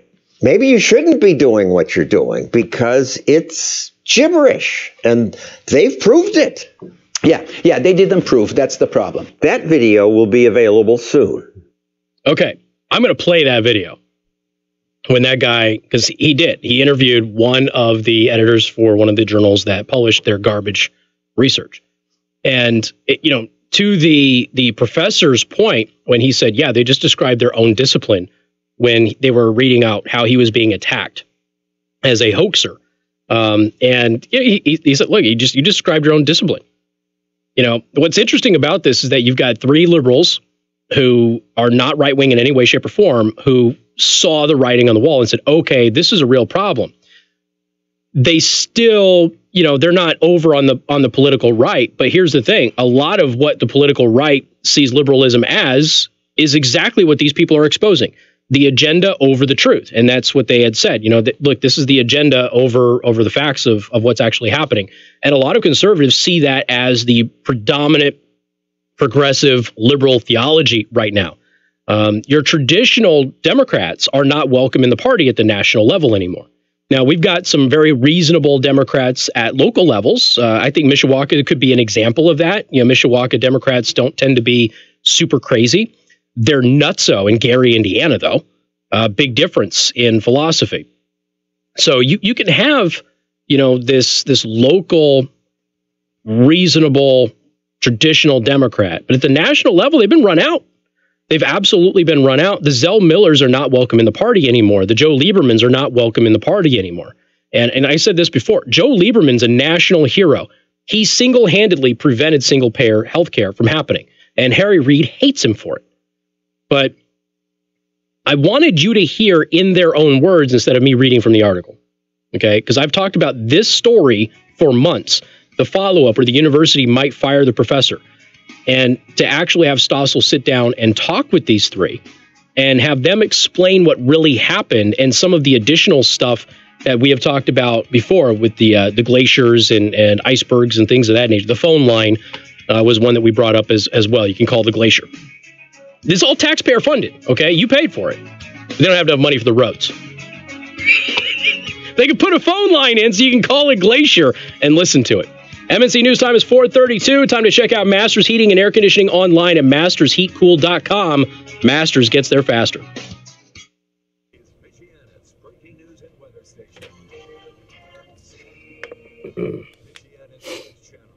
Yeah, John Stossel works for Reason. And so if you would like to, it'll be in the Daily Show Prep, obviously, but if you want to follow John Stossel regularly, it's on Reason.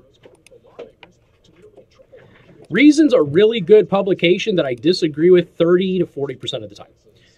But there's still a really good source that I think people should look at.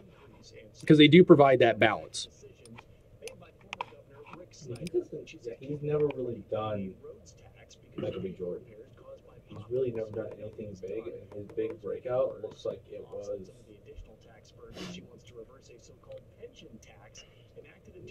Creed or Fantastic. Which technically, Fantastic Four was supposed to be the launching point, and that might have got him the role of Creed. But Creed, yeah. And then he voiced in NBA 2K17.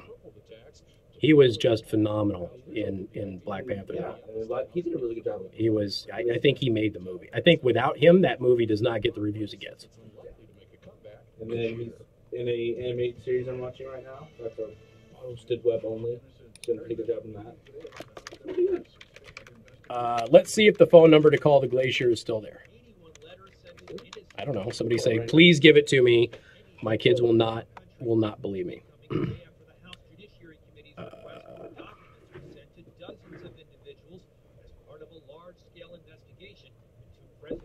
Glacier National Park is all I'm getting right now. I don't know the... I'm getting a lot for Glacier Bay.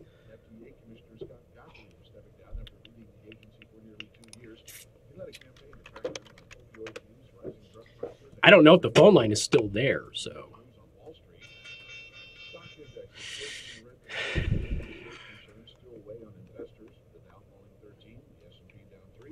I don't know. I don't have enough time to really look for it right now, but if you find it, let me know. But that was all taxpayer-funded stuff. And we've talked about a lot of those stories. What we didn't realize is that a lot of these papers that they had published that we were talking about as being giant wastes and proof that these science journals... Huh? You can call this number to hear a glacier melting.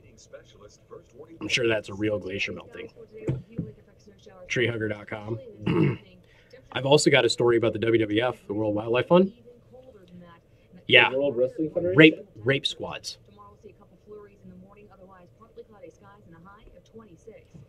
So the moment the WWF went public, they had to drop it because they got sued by the World Wildlife Fund over the name. The moment they went public, once they issued stock options, that's when that legal battle started, and they just said, we'll just go to WWE. Even though they predate the World Wildlife Fund. I know. Yeah. Oh, wait, this might be it. Calling the glacier. What do you say to a glacier? You don't say anything. You just listen to it. I feel like I should play the hippies around the trees. Crying about the trees. I feel like I should play that.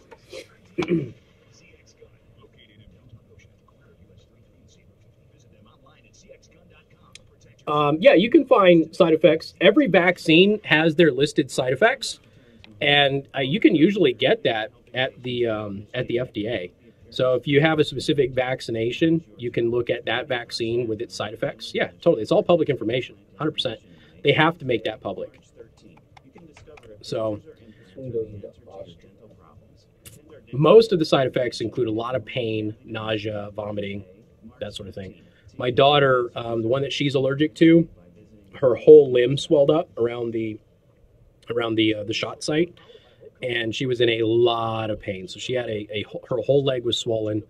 The spot where she got the shot swelled up to about the size of a tennis ball, and it was extremely red and hard.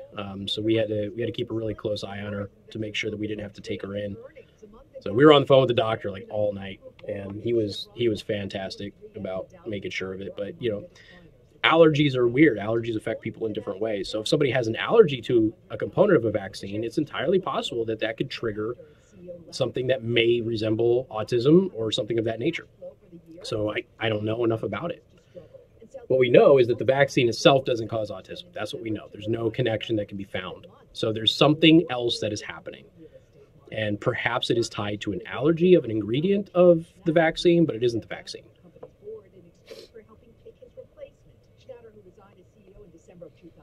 Yeah, somebody put the number for the glacier melting one.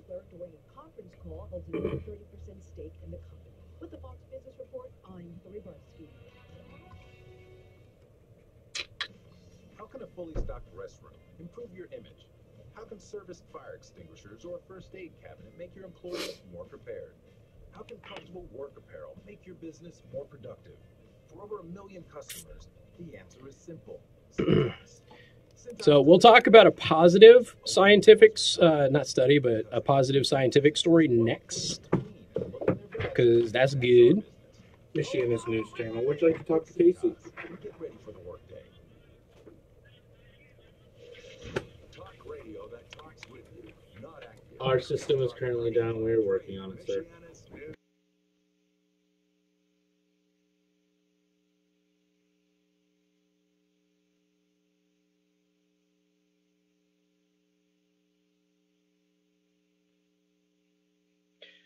And good afternoon. Thank you for tuning in. News Talk 95.3, Michiana's news channel. I am your host, Casey Hendrickson. And once again, do want to apologize. We still have more people calling. We promised we'd give you an update every couple of segments or so. So the live audio stream is still down from the catastrophic computer failure that we had yesterday in the building. They're working on it.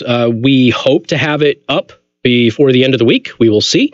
In the meantime, if you want to listen to this program, you can go to youtube.com/Casey the host and you can watch the live stream, maybe just have us on in the background or what have you. The live stream's entertaining anyway. We've had a lot of interesting conversations actually during the commercial breaks. You can also watch on Facebook if you prefer. You can go to facebook.com/Casey the host and watch the live stream there. Please subscribe to my YouTube channel. Click the like button. At one point, we had almost 80 people watching. We only had like 20 likes. So if we can get everybody to hit the like button on that, that would be fantastic. We're currently at 68 watching with 62 likes and no dislikes. That's awesome. All right. Thank you very much. We appreciate it. So people adhere to the call to action. That's awesome. So if you're there, subscribe to my YouTube channel. It doesn't cost you anything. And then, of course, you can hit the like button. And also, if you want to get notifications when we upload a new video or we go live, so you get that little notification on your phone or your browser, and just click on that bell icon, and that will subscribe you to our notification. So you'll get an automatic notification in case you lose track of the day that says, hey, Casey's about ready to spill some beans on the air, and you'll be able to go and check it out. All right. Do want to thank our sponsor, Second Amendment Arms and Range. Once again, if you mention me when you go out there, you get half off your range time, and make sure you do that. Otherwise, you won't get that discount. Okay. So go to secondamendmentarms.net for more information about that. I will give you a positive scientific story. Okay. The last one was funny. I came really close to playing the hippies crying over the dead trees because that's my favorite soundbite of all time, followed shortly by Her Name is Snow, which I also think is a really funny soundbite. But the hippies crying in the forest over the dead trees, that is like the greatest soundbite of all time. And I like to play that when I talk about crazy science stuff, but I won't do it today. However, a second individual suffering from human immunodeficiency virus, also known as HIV, appears to have been cured. This is person 2, okay? Marking a major breakthrough in scientific advancement that could mean the elimination of the disease in the future. 12 years after doctors cured an HIV-positive patient for the first time, a second patient appears to be in long-term remission, giving hope to those afflicted with the disease that a cure is no longer a pipe dream. The patient asked to remain anonymous and is referred to as the London patient. He received a bone marrow transplant that appears able to cure both his cancer and HIV. I never thought that there would be a cure during my lifetime, he told the New York Times. Is it a he? The patient. So I don't know if it's a he. It says the patient, told the New York Times. HIV is a virus spread through bodily fluids that attacks the immune system, specifically CD4 cells. Over time, the virus renders the body unable to fend off infections and disease. HIV is largely spread through sexual intercourse and shared syringe use. Mothers can, however, spread the virus to their babies by breastfeeding. This will inspire people that the cure is not a dream, says virologist Anna Marie Wensing. Also in the New York Times, it is reachable. Wensing heads the consortium of European scientists who work with stem cell transplanted into patients with HIV in attempts to find a cure. President Donald Trump also applauded the second reported cure in a Tuesday tweet, which of course did not get attention in the press, but he says HIV is cured in the second patient. Doctors report, and he actually tweeted to the New York Times. He says, such great news for so many, tremendous progress is being made. So again, not all of the president's tweets are tweets that we get to make fun of and laugh at. Okay, he tweets a lot, and a lot of them are good. Timothy Ray Brown, 52, was the first HIV positive patient to be cured of the virus. Like the London patient, Brown had cancer. In his case, leukemia, and was cured of both sicknesses with a bone marrow transplant. Following multiple transplants and a slew of immunosuppressive drugs, Brown was placed into an induced coma and nearly died before he eventually recovered and was cured. The London patient received a bone marrow transplant to treat his Hodgkin's lymphoma along with immunosuppressive drugs. His treatment and suffering was far less intense than Brown's. I assume it's obviously been many years. The patient ceased taking medication to treat HIV in September of 2017 and has been in remission ever since. So does this mean that my HIV positive jokes are going to be more acceptable? I have been cured of HIV, or, I had a really funny one earlier too, and I lost it. Damn. It was good. It was good. I have to go back. I think I wrote it down. I'm not just cured. I'm no longer HIV positive or something like that. I don't know. I got to come up with it again. It was funnier earlier, and none of you believe me because you haven't heard it. But trust me, I had a belly laugh about it this morning, which saying a lot because I didn't have a good morning. So both Brown and the London patient, the bone marrow transplant successfully killed the cancerous cells while providing cells that were immune to HIV.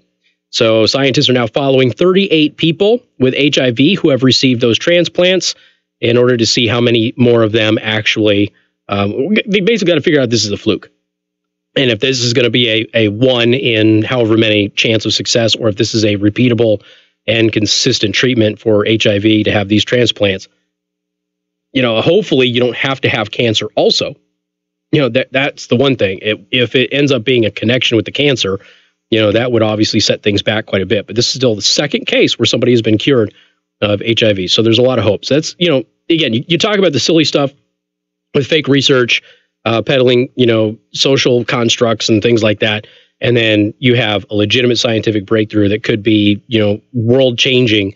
And, you know, obviously this is not AIDS. HIV and AIDS are different, but it is still a step in the right direction. And Magic Johnson still is like not cured. But Magic Johnson was the first person that had HIV that didn't waste away. He's the first one that the public noticed wasn't wasting away with HIV. And it was like, oh man, what's Magic Johnson doing? And Magic Johnson shows up like 20 years after saying that he had HIV, and like he still looks as healthy as he did when he was on the court. Like, what the heck is going on here? Everybody else is dying, and Magic Johnson was getting some magic serum. But he is not a magic serum. Sorry, I didn't mean to say that. I didn't mean to say that.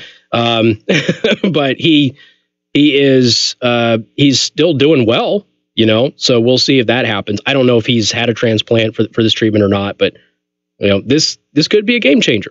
And who knows what else it could treat in the future if they figure out, hey, we're looking at these. I don't know where the stem cells are coming from. So people are asking me in the text messages, are these embryonic? I can tell you that most of the scientific research that involves stem cells come from adult stem cells. They don't come from embryonic. There is a belief in many parts of the medical community that embryonic stem cells harbor the same or more potential than adult stem cells. But so far, the research that has had the most success has been adult stem cells. Okay, I can tell you that much.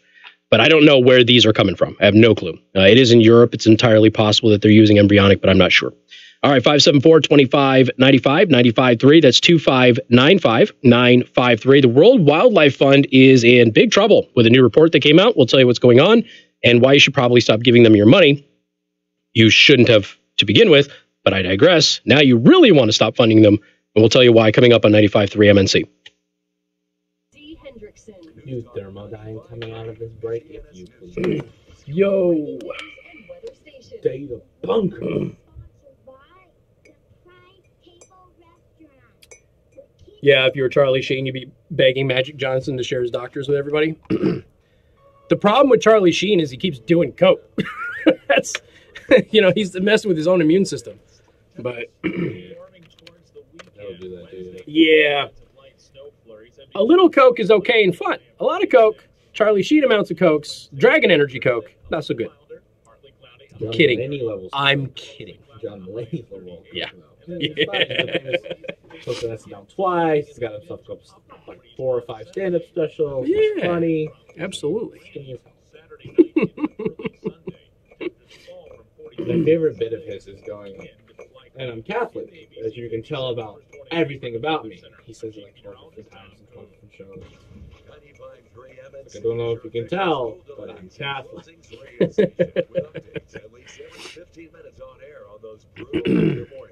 My wife is Jewish. It surprises a lot of people.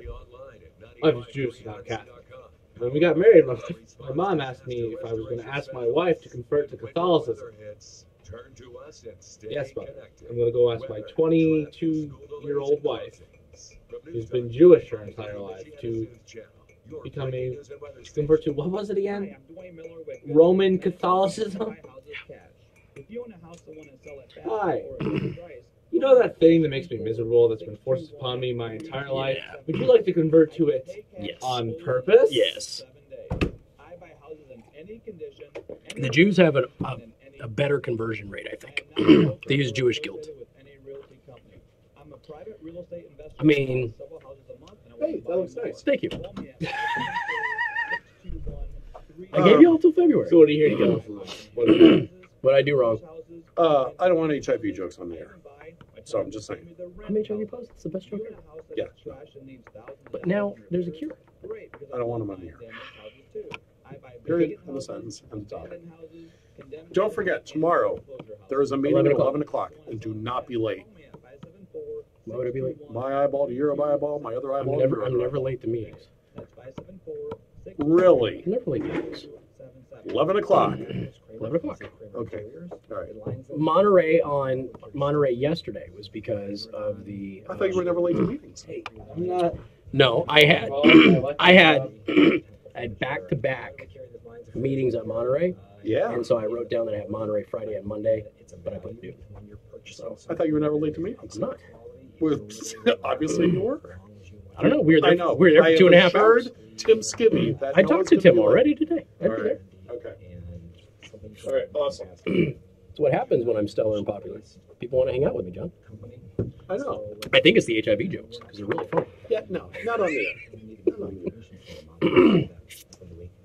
All right. Edgeworth, guys. Yep.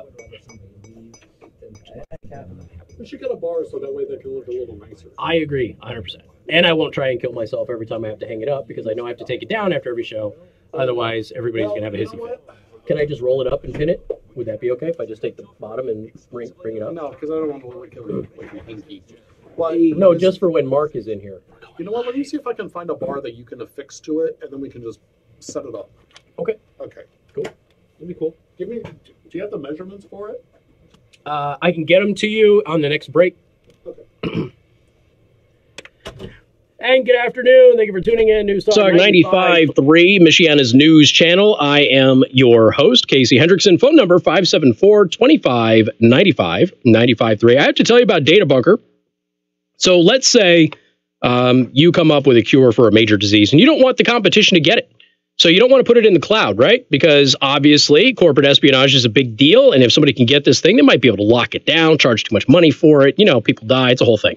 But if you put it on the Data Bunker, ladies and gentlemen, you can actually prevent hackers from getting into your proprietary technology or whatever it is that you're actually trying to protect. Because the Data Bunker means you're not going to put stuff in the cloud.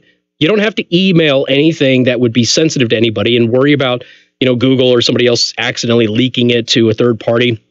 We just had a report today that the Chinese, I know you're all shocked by this, the Chinese are hacking universities that are dealing with naval contracts and stealing technology and schematics and things like that. So again, these are all things that you should be protecting by not putting in the cloud. Gee, national security, basic stuff, right? So get a Data Bunker. Store everything on the Data Bunker. All you got to do is plug in the Data Bunker to your computer. You have access to all of those files. If you need to travel, you don't have to worry about putting it in the cloud and getting hacked because you can carry it with you. It's TSA approved for travel. It fits in a briefcase. It's lightweight, and it will protect your data against all sorts of horrible tragedies. We just had a bunch of tornadoes, a bunch of houses were leveled. Data Bunker will protect your files, whereas those papers are probably gone now. If you have a flood, paper obviously gets destroyed. Disks can be destroyed. Drives, thumb drives, things like that can be destroyed. Fires, same thing. The Data Bunker is fireproof. It is windproof. It is waterproof. It is nuclear EMP proof. It is the same technology that is used in the black boxes that we put in trains and planes. Because the company who makes them, right here in the United States with Clean Electronics, right here in Elkhart, makes those black boxes for trains. Go to databunker1.com. That's databunker and the number 1.com.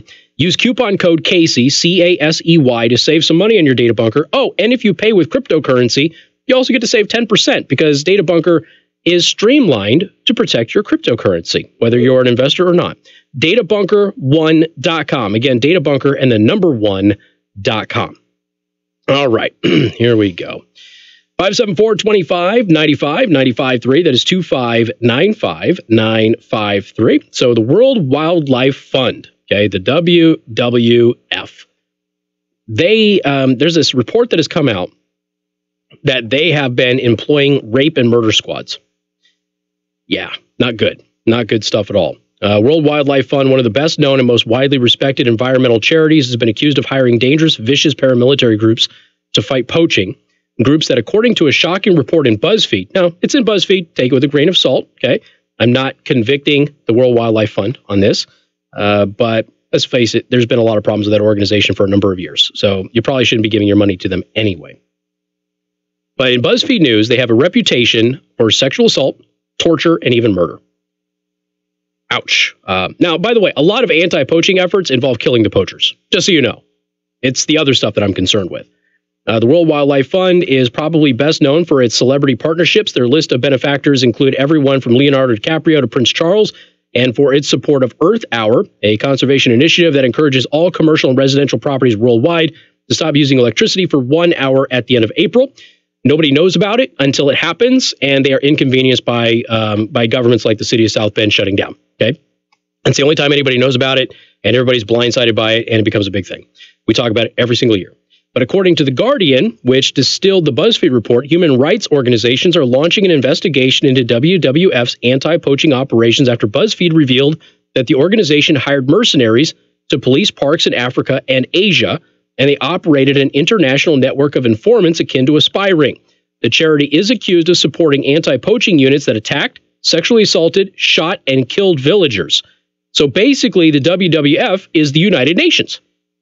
It is also accused of providing paramilitary forces with salaries, training, and supplies, including knives. Hey, I need to get that contract. I have a knife that puts a big hole in a human body. That's all I'm saying. So WWF, I'm going to criticize you on the air, but I'll sell you knives in the back. It also accused of providing paramilitary forces with salaries, training, and supplies, including knives, night vision goggles, riot gear, and batons, and funding raids on villages. Uh-oh, that's not good. BuzzFeed's investigation claims that WWF hired guns operated at the direction of WWF officials, and that officials provided the groups with salaries, training, and supplies. Let's see. Villagers who ran afoul of the mercenaries have been whipped with belts, attacked with machetes, beaten unconscious with bamboo sticks, sexually assaulted, shot, and murdered by WWF-supported anti-poaching units. Now, again, we are talking about the tribes and the villagers and things like that are in these areas, not necessarily the poachers who are caught in the act.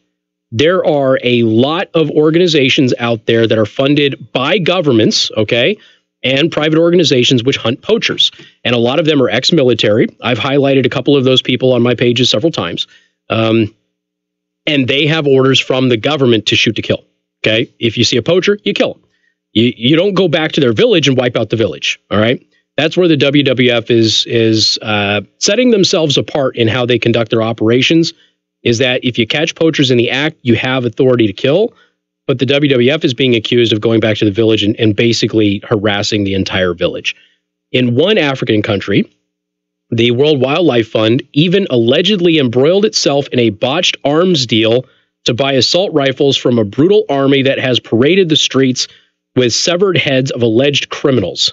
Great. This doesn't sound good at all. Other conservation groups say that they heard of the problems and that the problems may not be WWF, but the warlike atmosphere that surrounded poaching and the measures that are reasonably necessary to keep poaching at bay. So there's some groups going, it may not necessarily be that the WWF is doing anything wrong. It's just that, some of these countries, things are pretty bad. So you have to wipe out a village and rape some people in order to go ahead and deal with poaching. Because that seems like it's one thing to kill poachers, it's another thing to rape their wives and daughters, right? Seems a little excessive? Yeah, a little bit. Again, they're operating like the United Nations. Although the WWF is best known for public-friendly campaigns to save endangered species and protect ocean life, part of its cause has to do with preventing poaching in dangerous parts of the world, a task that other conservation groups told BuzzFeed involves militarization. Again, nothing wrong with that if you're only killing the poachers. Usually, you have the authority to do so by the government of that country. The enemy is real and dangerous, BuzzFeed reports. Poaching is a billion-dollar industry. It is. It terrorizes animals, threatens some species. That's true. Poachers take advantage of regions ravaged by poverty and violence. Also true. And the work of forest rangers is indeed perilous. Also true. By one 2018 estimate, poachers killed nearly 50 rangers around the world in the previous year. That is true.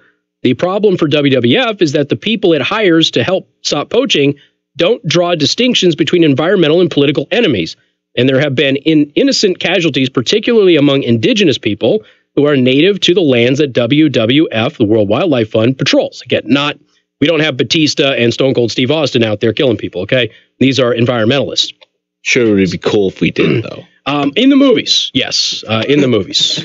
But this is a scathing report, though, and And like I said, these countries that have an issue with poaching, the rangers can't handle it in these places. And so a lot of times what they'll do is they'll go out and they'll hire mercenaries or private corporate militaries, contractors, that sort of thing, to actually protect the rangers.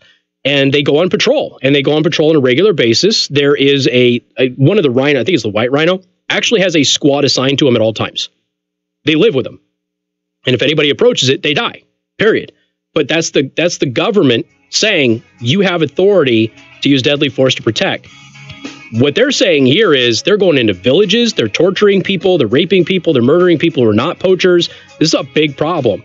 And some of these conservation groups are out there going, well, you know what? That's what you have to do in some of these parts of the world, which sounds pretty darn disgusting, if you ask me. So keep an eye on this story. We'll see what ends up happening if it doesn't get buried. We got more coming up. 95.3 MNC.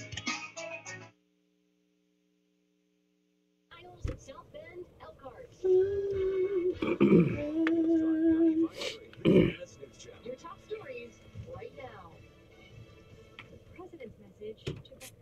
Lisa Brady, Fox News, as he signed an executive order aimed at helping to stop veteran suicide. No, he likes the flag. He's going to get a pole that we can mount the flag to. John didn't have an issue with the flag. No, he liked it. Yeah. John just didn't want us making HIV jokes. Yeah, it was the HIV joke thing. Which is the first I've heard of it in 7 years, so because I crack them all the time. And also to make sure Casey's on time for his meeting. Yes, for the meeting tomorrow. Other than that, though, John has no complaints usually. No, he likes the he does like the flag though. He's gonna try and find a pole that I can mount the flag to, so I can just lift the pole up and hook the pole up there, so I'm not trying to die every time I put the flag up and down.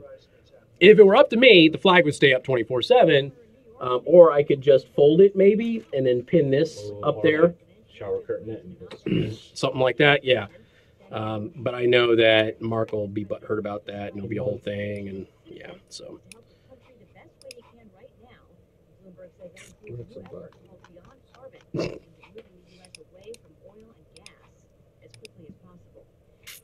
So is every other show. Everybody's allowed to do stuff and decorate the studio except for me. You can't hang anything up in here. Why not? I know he's got crap everywhere, but I have two incredible 3D printed statues and I can't put them anywhere. So they're on the floor right next to me, next to the trash. John wanted, because he doesn't want to go out and buy door stops. He said you should make 2 door stops for the 2 prods upstairs. He needs door stops? Yeah. He can come to me and ask, and I will give him an invoice, and he can pay for them. I'm okay with making door stops. I'm totally cool. I did that for that because the air conditioner was broken. The damn thing wouldn't stay open. Well, we're supposed to have the doors are supposed to be open if we're not using them. But there's no door stops in the prods. Right. Yeah, because they're freaking hot. Yeah, and so, yeah, you were in there. Okay. So we need door stops right there. Okay. I'm just telling you what he told me. South Park showed how Magic Johnson survived HIV. Yes, they did, and it was funny.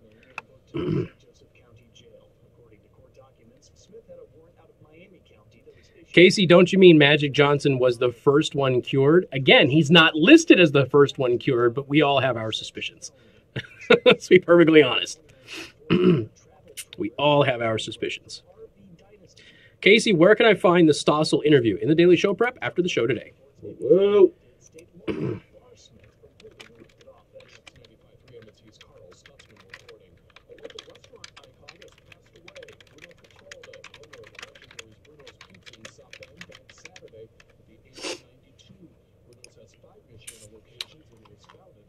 Let's see.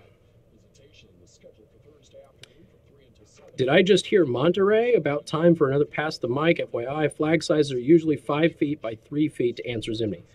Yes, but this is not 5 feet. I think it's like 50 inches. I picked the smallest size, so. I just needed something to cover the window, and I figured 50 would do it, and it did. Just. So I've got a little overhang, a few inches on each side.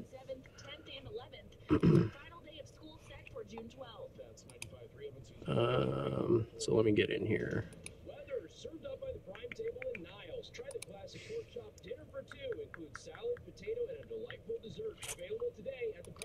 They got that to me quick. I ordered that on the 26th. That's the fastest I've ever gotten anything from Teespring. It was super fast. It's 51 by 60 inches. So. And you have up to 88 by 104 inches.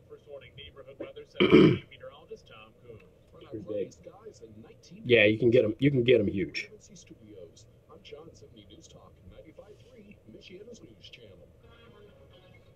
Do core horn coming out of this break, please. Okay.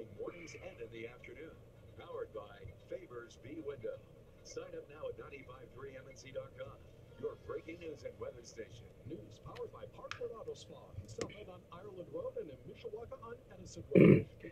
See, Al wouldn't use spray paint for the window. I would use Plastidip because Plastidip peels off. So you can actually hit the window with Plastidip to black it out and then peel it off.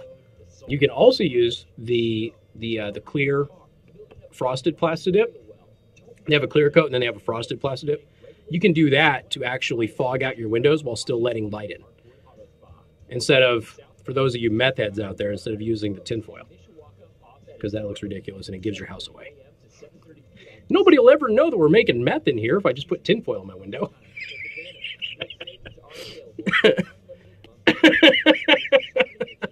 We're on to you. Plastidip is like the best thing in the world, man. And then it just peels right off and nobody gets butt hurt that they have to scrape paint. It's the whole thing.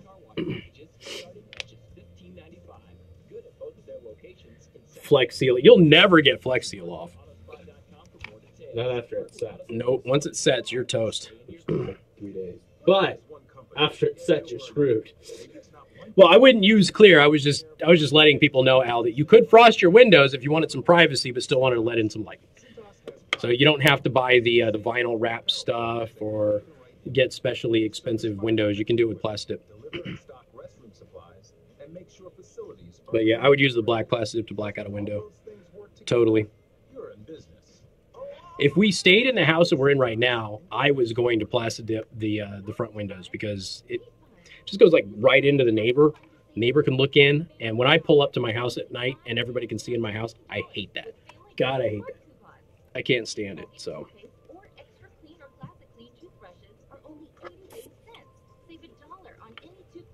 Let's see. Try and get my YouTube chat reset now before it goes out on us.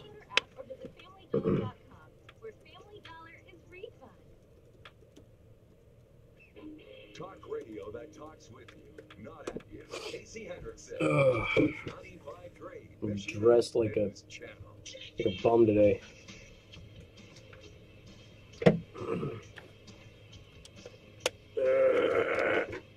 Whatever, I'll do it later.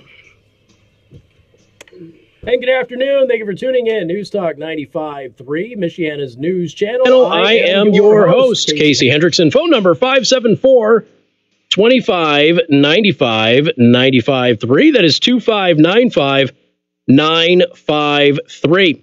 You can also send a text message to 45364. Please put MNC at the beginning of that message. We did redecorate the studio today.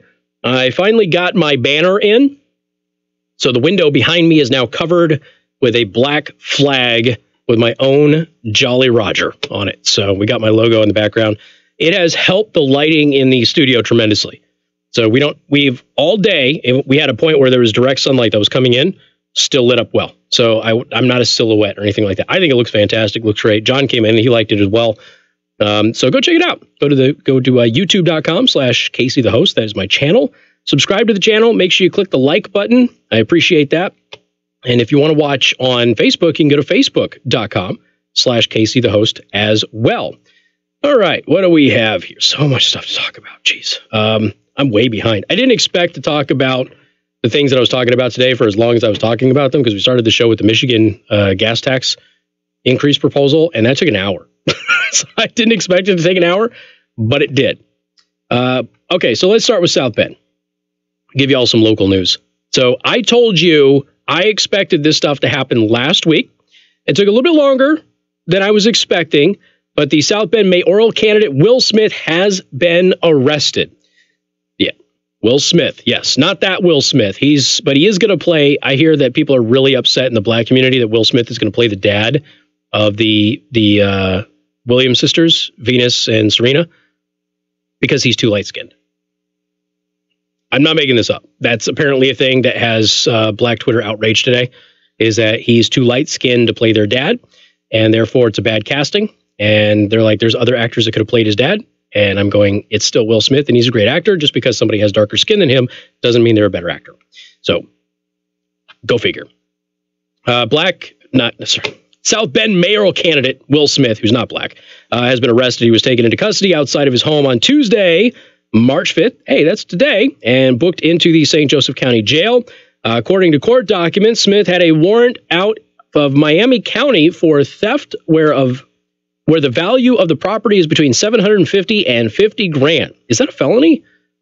In many states, theft over $750 is a felony. I have to look that up.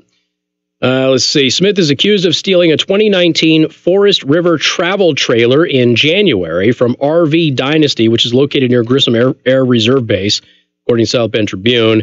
If he's convicted, state law would bar Smith from holding elected office. Yeah, he'd be a felon. I have some knowledge of this case that I have not shared with people. I was asked not to. I'm going to go into the article here at ABC 57. The story is at 953mnc.com. So they said this Smith, who's 32 years old, was arrested around 7:20 a.m. at his home without incident. He was booked in the St. Joseph County Jail. He's being held without bond. According to the probable cause affidavit, on January 27th at 7:31 a.m., a 2019 Forest River travel trailer valued at $18,700 was taken from RV Dynasty in Miami County. Surveillance video shows a black full-size Chevy Suburban style vehicle leaving the sales lot while pulling the Forest River travel trailer. I'm having trouble with riddles today, or not tongue twisters. Good Lord. It's only Tuesday. What do you want from me? The vehicle proceeded north on US 31, according to court documents. On February 22nd, a homeowner in Bourbon reported to police that the travel trailer parked in their driveway was possibly stolen. The homeowner told police that Will Smith, a longtime friend from high school, arrived at the home on February 8th asking if he could park the travel trailer in the driveway, according to the affidavit. So he stole it, put it at a friend's house. He's a good buddy. Good guy. By the way, if you ask me, this totally qualifies him for mayor. Just so you know. This shouldn't disqualify him. This dude should immediately be a front runner. Because if you're going to be the mayor of South Bend, you have got to be able to step on your friends. Okay? That's just something that has to happen. Smith told his friend that he had just purchased the trailer in Georgia and needed somewhere to park it. Smith's friend also stated that Smith was driving a full-size black Chevy Suburban at the time. Smith then left the trailer in his friend's driveway and stated that he would be back in a couple of weeks. Earlier in the day, on February 22nd, the Miami County Sheriff's Department learned that a black 2018 Chevy Suburban registered to William E. Smith had been repossessed and secured in a lot in Knox, but then was stolen from the lot. There's two vehicles here that we're talking about. We got the Suburban, and then we got the trailer. According to the probable cause affidavit, the vehicle was located at Smith's home in South Bend.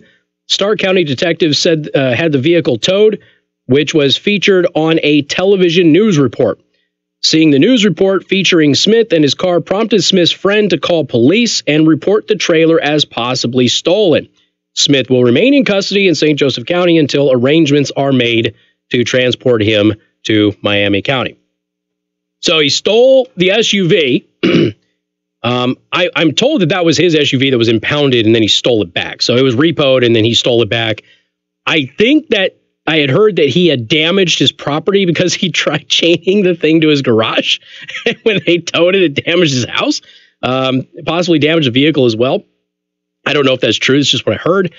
And so he had his vehicle repossessed. He steals his vehicle back. And then he steals a trailer. And he stores it at a friend's house.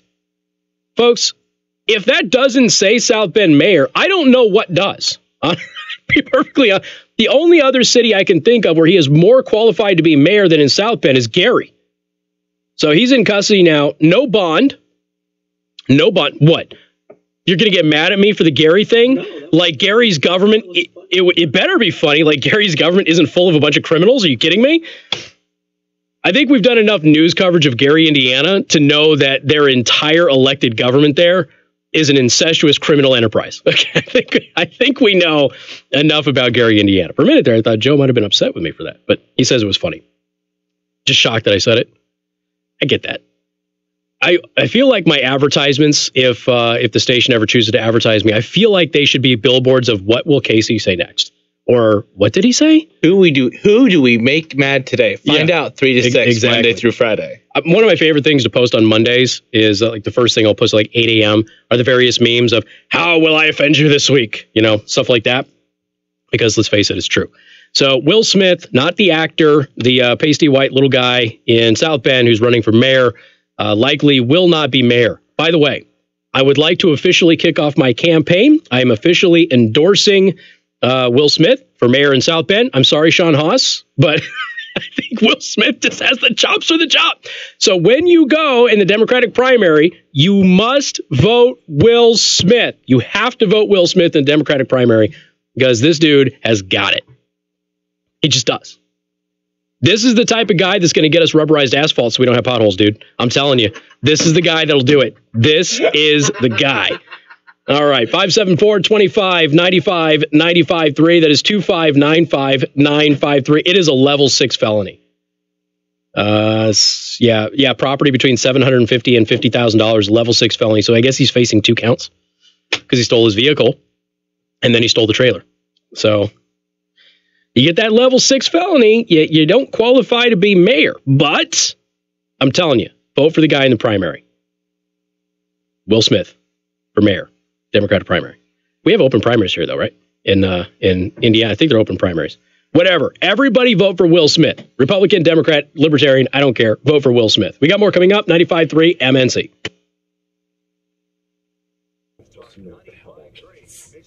Huh? Yeah, just to know what that means. Casey just endorsed a felon. He's not a felon yet. It's alleged. It's alleged. He is not convicted of anything.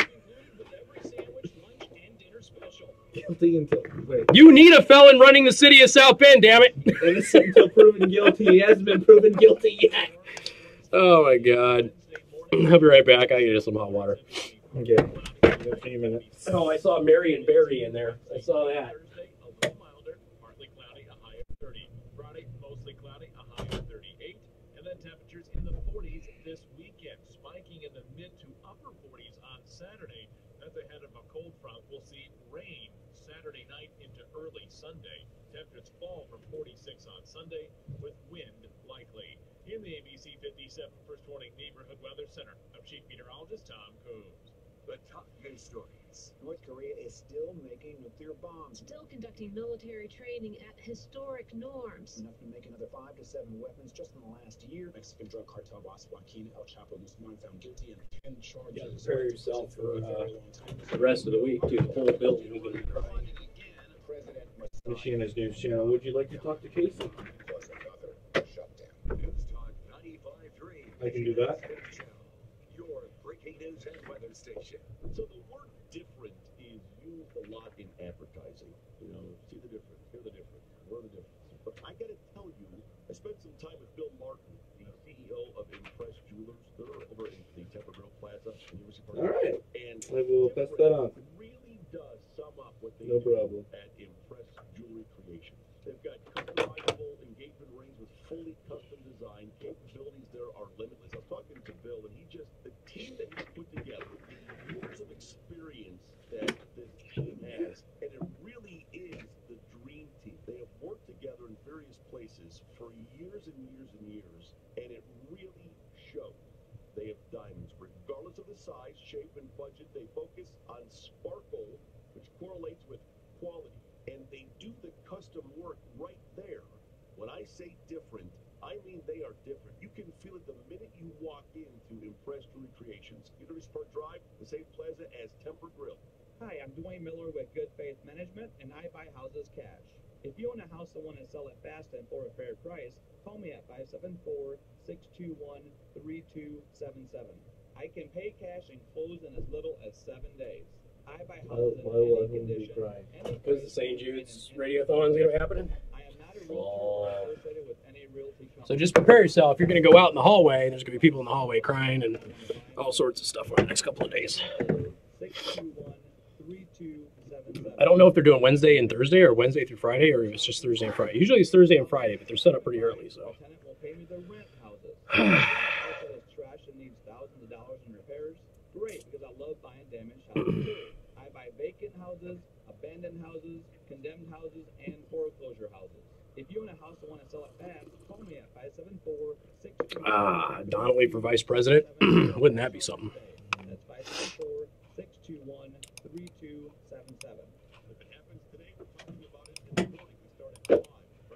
Man, I just can't catch my breath today. I don't know what I did. Maybe having a heart attack. Nah, it doesn't feel like a heart attack. I'm good. I mean, if I keel over, just do not resuscitate. Let me go, please. That's all on video. Yep. Everyone knows that. And good afternoon. Thank you for tuning in. News Talk 95.3, Michiana's news channel. People are upset at me over this Will Smith endorsement. Listen, okay, South Bend's got a lot of problems, right? We're getting ready to hit a budget shortfall in 2020, which is convenient for Mayor Buttigieg to not be in office anymore. Gone. But if you're going to have a mayor of a city, right, you need a go-getter. You need a problem solver is what you need. This is a guy that solved two problems, okay? He needed a vehicle. He got a vehicle. He needed a trailer. He got a trailer. He needed to get rid of a bad friend. He got rid of a bad friend. It's a problem solver right there. This guy, Will Smith, telling you right now, Democratic primary, Will Smith for South Bend mayor. All right, 574-25-95-95-3. That is 2595-953. All right, a couple of text messages. Let's see. Better be careful. He might steal the election. That's what I'm hoping for. Steal the election. Stick. What is Butch Morgan doing these days anyways? Butch Morgan still with the Democratic Party? Remember Butch Morgan, convicted of voter fraud? St. Joseph County? Butch Morgan? That guy? Butch Morgan can help Will Smith get elected, Joe. Ballot stuff. That's what you can do. Let's see. What about a Buttigieg Will Smith ticket? The only thing that Will Smith is more qualified for than mayor of South Bend is vice president. You know what? He can be president and Pete Buttigieg can be vice president. How about that? Like I said, Will Smith is a go-getter and a problem solver. Pete Buttigieg, not so much. Let's see. It's the only city I've ever visited more corrupt than Gary is New Orleans. That's saying a lot because New Orleans is corrupt. LOL, LOL, LOL, LOL. It's South Bend. Oh, man. Oh, interesting. Casey, if you ever decide to sell your logo flags, please make them 3x5 with grommets for my flagpole. Now, all right, so this is technically not a flag. This is a wall hang or a wall tapestry. I think I can do the flags. So if you're interested in the flags, I will look at doing them. I mean, if I can't do them through Teespring, I can do them through somebody else because I know other services do the flags. I will probably just go to Signs of the Times, who is the stream sponsor, and Elkhart, and contact Les over there and make the flags there. So if you want a flag, I'll get Les to quote me a 3x5 flag, and then I will let you know what the cost is. How about that? And we'll have him make some flags. I know he makes flags. So there you go. All right, 574-25-95-95-3. Casey, truth hurts. I needed to hear that. Oh, sorry, Sean. All right. So the NYPD is winning hearts and minds by having this wonderful flag football championship game. All right. So New York Police Department, I know we're not in New York, but I figured I would share this story because, you know, we all need stories on how the police can connect with the community. This is a big concern with the South Bend Police Department. It's a big concern with other local police departments. They need to connect with the local populace. They need to build that relationship, build any bridges that they might need to build, so that way the community helps law enforcement. So the first precinct in New York, okay, this is New York City Police Department, first precinct, they had a department flag football game, all right? And what they did is they put up a bunch of no parking signs that went up ahead of the annual flag football championship. And this is played on Columbia University near the athletic field. And so they basically decided to ban any street parking for the NYPD football championship. And when they banned all of the parking, 30 vehicles were parked on the streets. And so the NYPD relocated those 30 vehicles so they could play their flag football game. Hearts and minds, people. This is how you win them, okay? You need problem solvers. Hey, we needed a flag football game to be played. Vehicles were in the way. Had to move the vehicles. So they relocated them. New York 1, oh, maybe it wasn't the first precinct. New York 1 is a news station, excuse me. Reported on Monday that no parking signs went up ahead of the NYPD's annual flag football championship, and about 30 cars were moved as a result. But the no parking warning apparently didn't apply to department personnel who were there for the game. So basically, they said you're not allowed to park on the street because police officers need to park on the street to play in the game or to watch the game. So we need to have parking for the officers. So we moved all of the civilian cars to the impound lot and allowed the officers to park on the street. Like I said, this is how you win hearts and minds, ladies and gentlemen. Who thought this was a great idea? Inwood resident Dave Thom took several photos Sunday showing cars with NYPD parking placards up and down the block. Some of the placards were expired. One car had a handwritten sheet in the window reading, "On Police Commissioner's Flag Football Team." And he took a picture of it. So somebody just put a sheet in their window, "On the Police Commissioner's Football Team." Don't tow my car. Due to concerns of traffic congestion, pedestrian management, and access for disabled persons. Oh, this is all about helping the disabled, everybody. Parking was restricted along 218th Street. The department told NY1, seemingly admitting to the no parking rule that was put in place solely for the flag football game. Another thing to analyze about this is that how is it that the police department has the authority to enforce a no parking rule randomly on any street that they want? That seems like something that should go through the mayor or at least the city council, something like that. When asked by a reporter about the situation at a press conference on Tuesday, James O'Neill was completely unapologetic. "This is a special event. This was the flag football championship," he said. Apparently, it's a really big deal to the NYPD to have this game played. O'Neill bizarrely claimed that violators' cars were simply, quote, relocated rather than towed, and that no one got a ticket. Special events go on throughout the city, he said. He added, "This is something that the Commissioners Football League has every year. There were signs put out in advance," he said, "no parking on Sunday." So this is something that takes place very often up in that neighborhood. The championship game did indeed take place on the same fields where Columbia University plays its football games. However, the school told NYPD that no parking signs don't ever go up on the street in question for its games. So the police are like, there's games all the time at this university. There's always no parking signs. The university's like, nope, no, we always let people park there. As for the allegations of placard abuse, it's not placard abuse, O'Neill said. It was clearly marked no parking on Sunday. Yeah, but people parked there if they were on the team. That's the point. Ironically, writes Reason Magazine, this all comes less than 2 weeks after New York Mayor Bill de Blasio announced a new plan to crack down on parking placard abuse by city employees. It seems like that effort is off to a great start. Wow. It's not placard abuse when you have an expired placard and you parked in a place that said no parking. But as long as you were on the commissioner's team, you were good, right? Again, hearts and minds. This is the type of stuff that is going to cause friction with the police. Obviously, this hasn't happened locally, but I mean, this is the type of thing that will cause friction between the community and the police department.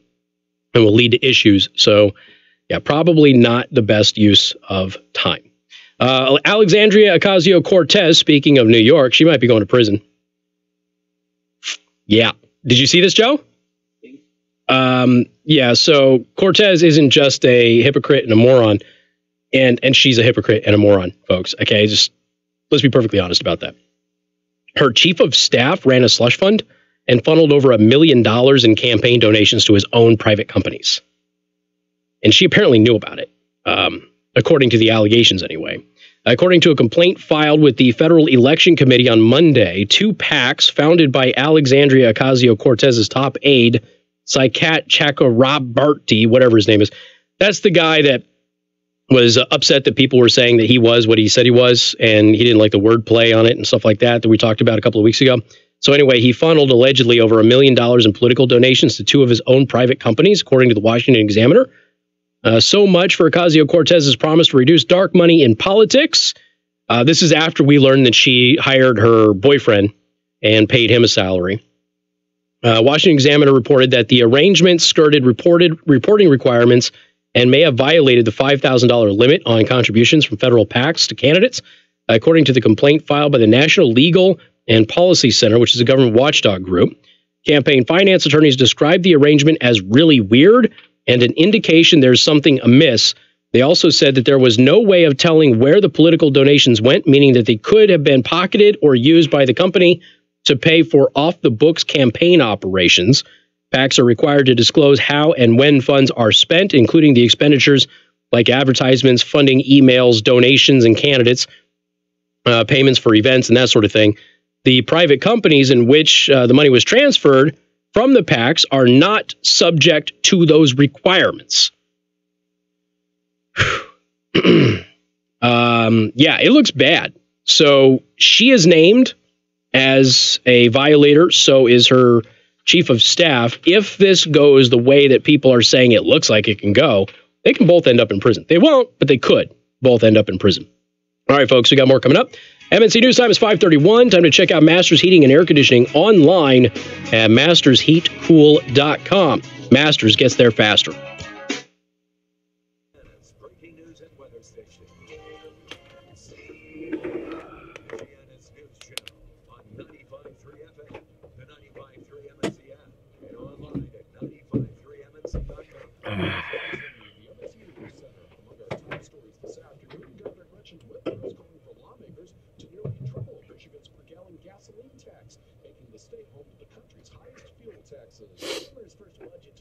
Oh, yeah, D'Souza did much less.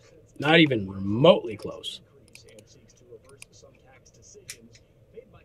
Everything that Dinesh did had previously been a slap on the wrist and don't do it again.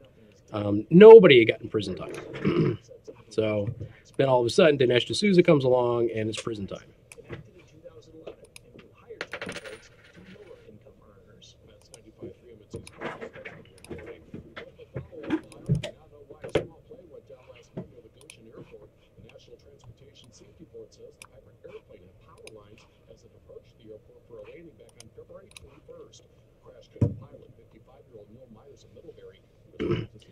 Ocasio-Cortez also said that the United States should not have authorized use of force against the 9/11 terrorists, which should go over great in New York. But yeah.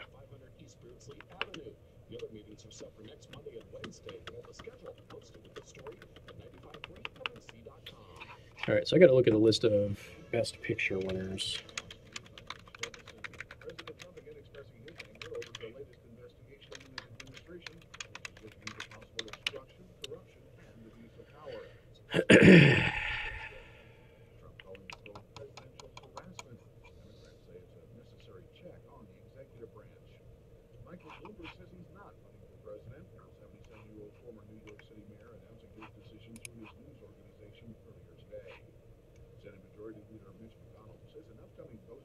So Green Book, which is a movie I'd never even heard of. Mm-hmm. Green Book, which won the Oscar, only made $76 million at the box office. That's it. The Shape of Water for 2017, 63 million. Moonlight in 2016, 27 million. Get it? If you really want to have this fight, Spielberg, The Hurt Locker, that only made $17 million at the box office? I thought it was more popular than that. No, you should Google Spielberg Oscar winners. Okay. All right. Steven Spielberg Oscars.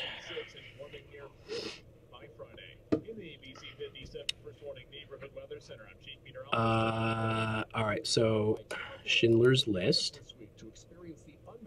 The Post.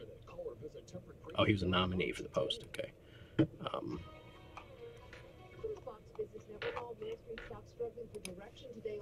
What was even in the Oscars this year? The full Oscar list? Yeah. Was there anything from streaming services? Yeah. Netflix was, I think this is the first year that they had a nominee. Best Picture nominees. All right, hold on.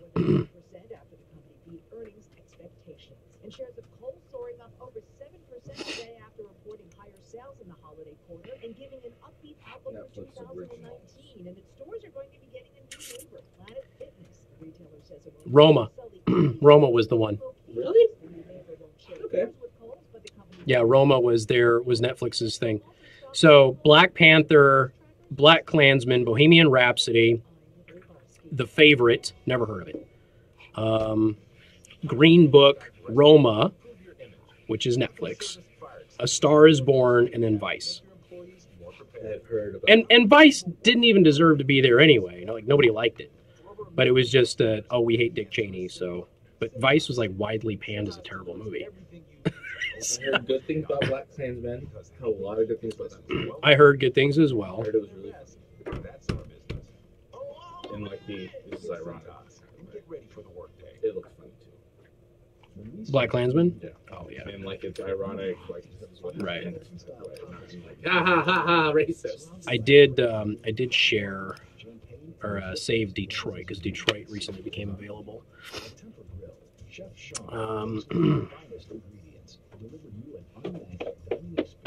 Changes every week to fit the time of the year and its mood, while always satisfying your taste buds. Visit Tuesday nights for half-price wine bottles, Wednesday for $2 beer night. Visit Thursdays to check out Roman's Ridiculous List, or upgrade your evenings Tuesdays through Saturdays with the atmosphere of Temple Grill. We're a perfect backdrop for any occasion. Reservations required, 21 and up. Explore our menu, buy gift cards, or make a simple dinner reservation at TempleRangers.com. Unplug and relax. Truly unforgettable dining experience, because life is too short and the food is too good and break bread in a bad mood. Temple Grill, food with attitude. Hey guys, good news! The outrageously expensive little. He's won a bunch of like best director. Right. ED at affordable prices, and Hims makes it extra affordable right now. So Schindler's List, which Schindler's List made a crap ton of money. When you go to 4hims.com/help. After that, it's just 30. All right, to give you an idea, so you got Green Book, The Shape of Water, Moonlight, Spotlight, Birdman, 12 Years a Slave, okay? Of those, that goes back to 2013. Of those, the movie that made the most money was Green Book with $76 million. Then in 2012, Argo, $136 million. Okay? I never even heard of that. And then The Artist made $44 million. The King's Speech, $135 million. And The King's Speech was a hugely successful movie. The Hurt Locker won an Oscar for just $17 million. And I thought it was a good movie in spite of all the technical errors in it. But then in 2008, Slumdog Millionaire, $141 million. So if you go back before 2008, most movies are 150 million plus. So big box office hits, like Gladiator, 187.7. Good movie. Huge movie, right? A Beautiful Mind, 170 million. Chicago, 170 million. The Lord of the Rings, $377 million. A lot of money. Million Dollar Baby, 100 million. Crash, 54 million. Crash is a really good movie, though. The Departed, 132 million. No Country for Old Men, 74, and then you get into 2008. So it used to be that the big movies primarily won. And now, going back to Argo in 2012, it's all of these crap movies that nobody's ever heard of.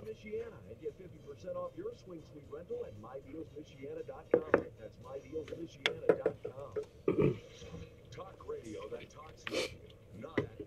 News Talk 93.3, Michiana's news channel. Casey Hendrickson.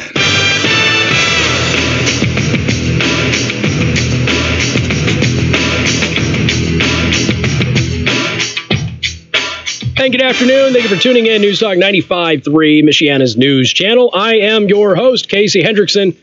All right, I got to tell you about Korhorn Financial Group. A lot of you need to get your taxes done, and you're not quite sure if you're getting it done right. In fact, on the live stream, it was kind of interesting. This came up a little while ago because, some people use the software, and then other people are like, hey, which software should I use? Is TurboTax really good? Should I use TaxSlayer.com? Who should I use?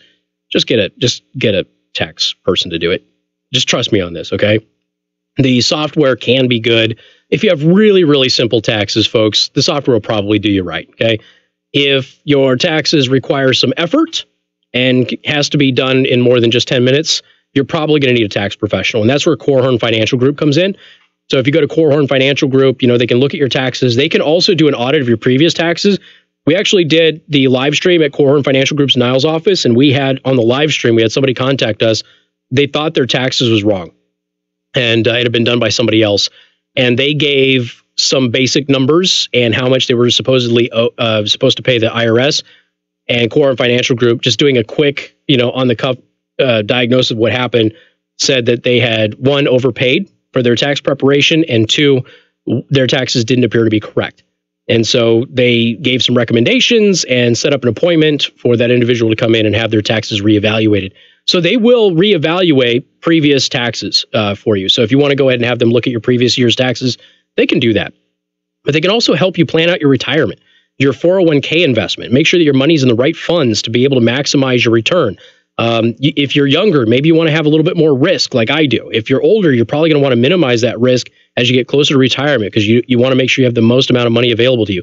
This is what they do, okay? Everything in your financial life is under one roof at Korhorn Financial Group. They all talk to each other.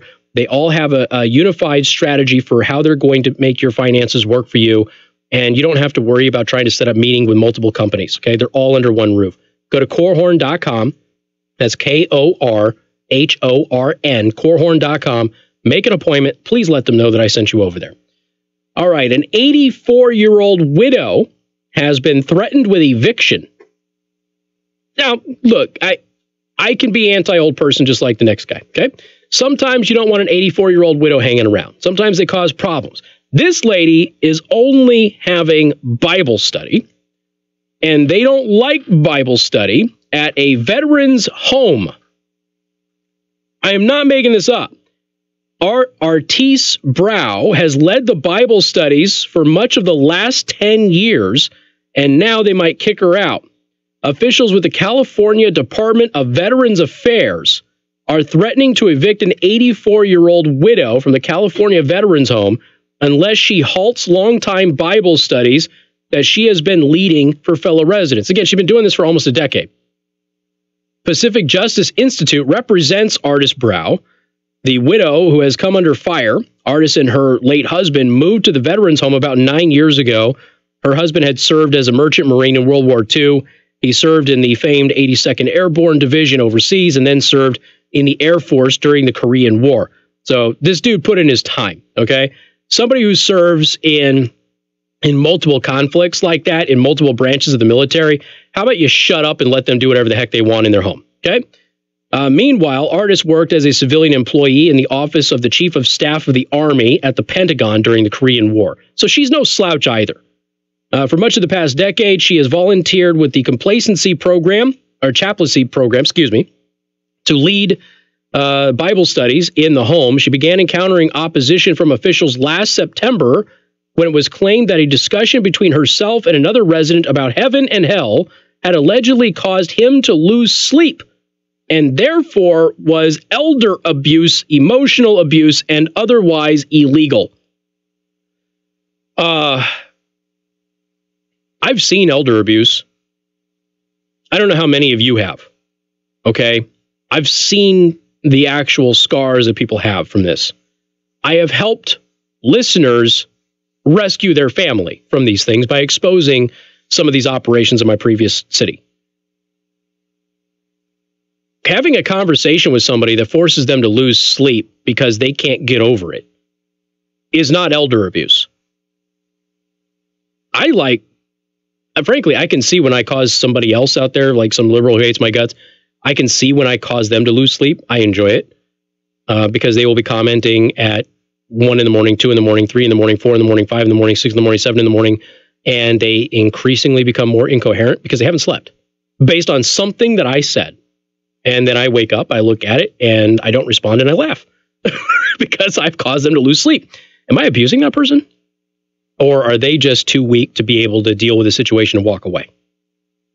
So they're trying to say that this is elder abuse because she had a discussion with somebody and that person couldn't handle what she said. So I'm assuming that there was a disagreement of some kind or a disagreement of philosophy, if you will. And again, not every Christian believes the same thing. Okay, we talk about this all the time. I know some of you want to pretend that we do. We don't. All right, we don't believe in the same things. Different branches of Christianity and denominations have different belief systems. All right, the one unifying thing is that Christ is more than a normal human being. All right. So in mid-December, the home notified artist that her volunteer status was being suspended indefinitely due to the ongoing investigation because this guy lost sleep. Nearly 3 months later, Calvet has yet to schedule an interview with artists about the alleged complaint, yet she remains barred from volunteering in any official role. However, until this past week, she had been permitted to continue leading Bible studies for some of the home's most elderly and mobility-challenged residents, many of whom cannot get to chapel services. The older you get, the closer to religion you get. I'm sure that many of you have experienced this, okay? You're young, you tend to be, get away from it sometimes. You come back to it with various life events. You get away from it a little bit. And most of the elderly people that I have known in my life, the closer they get to the end of their life, the closer they get to God. If you will, you could call it a fear thing, I suppose. I'm sure there's an element of that. And I'm sure there's an element of, I finally realize what's important. That's usually the conversation that I have with them, is that all of a sudden I understand what is important and what isn't, because now I don't worry about all of this other noise that's out there, because I'm now dealing with life and death, and I value what has been the most important throughout my life. And they look back and they see the times where their faith has given them strength and guided them in the right way. On Friday, March 1st, PJI received an alarming email from an attorney for Calvet claiming that artists' Bible study were in violation of prior directives and would subject her to involuntary discharge from the home if they continued. So now a veterans home is saying that a woman cannot lead Bible study for senior citizens who are incapable of going to church. Yeah, that's taking care of veterans.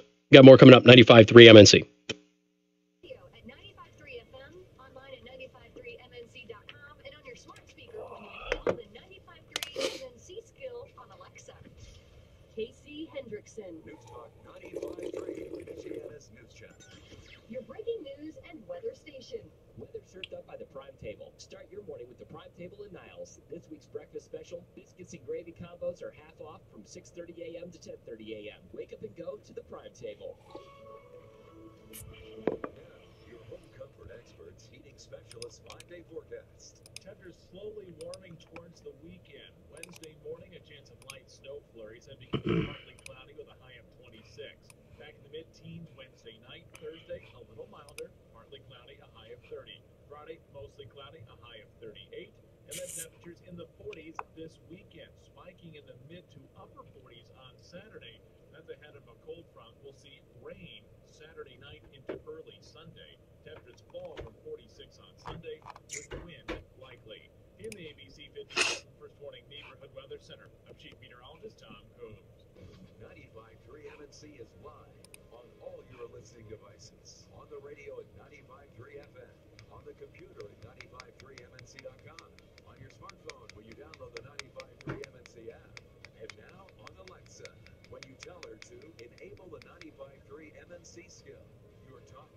My sister retired from a major law firm in Chicago yesterday. She's meeting with Corhorn tomorrow. Awesome. Going to meet with Sean at NHQ tomorrow. Can I pick you up anything? Nope.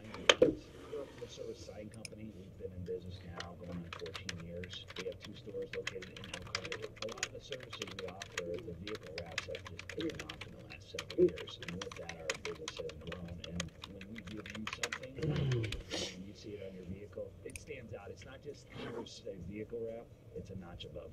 When you walk in, I mean, the lighting just looks really good with that. God. It just looks like I'm glowing, man.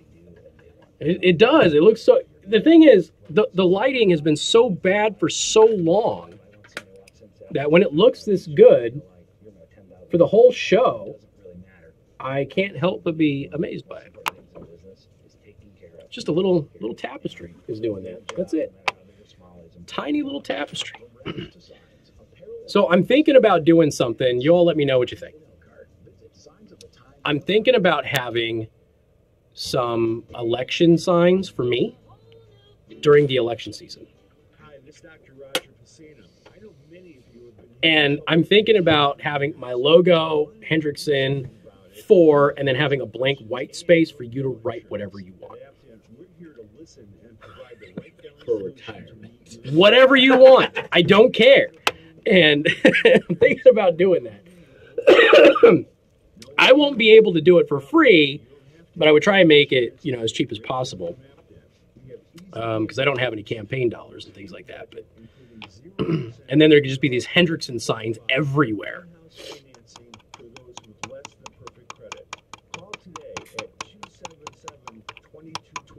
You need a probiotic? Just get the probiotics that I told you to get before at the store. Those ones are good. That's usually what they carry now anyway. You've been looking at that worn-down furniture all winter long. The time is right to stop by Furnitureland in Goshen for an extraordinary furniture buying experience. One free from the stress of high pressure and entirely focused on helping you find the best solutions for your unique furniture needs. Right now, stretch your tax return even further when you stop by our showroom and get 10% off our already low prices when you mention this ad or 95.3 MNC. Daisy Girl likes it. Says that would be hilarious. We need some guerrilla marketing campaign stuff to happen. We used to do this thing in Vegas where we had our stickers that would say take your sign down with our radio station on it, and we would put them on political signs after the date that they're required to come down. And so we would pass them out for free. So we had tens of thousands of these stickers that were out everywhere. And anytime this was a big problem in Vegas, the people would leave their campaign signs up after they were supposed to come down.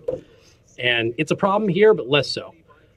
And so people would run around and slap our stickers all over these signs that would irritate them. And it was just free advertising. It was huge. It was a big campaign. It was awesome.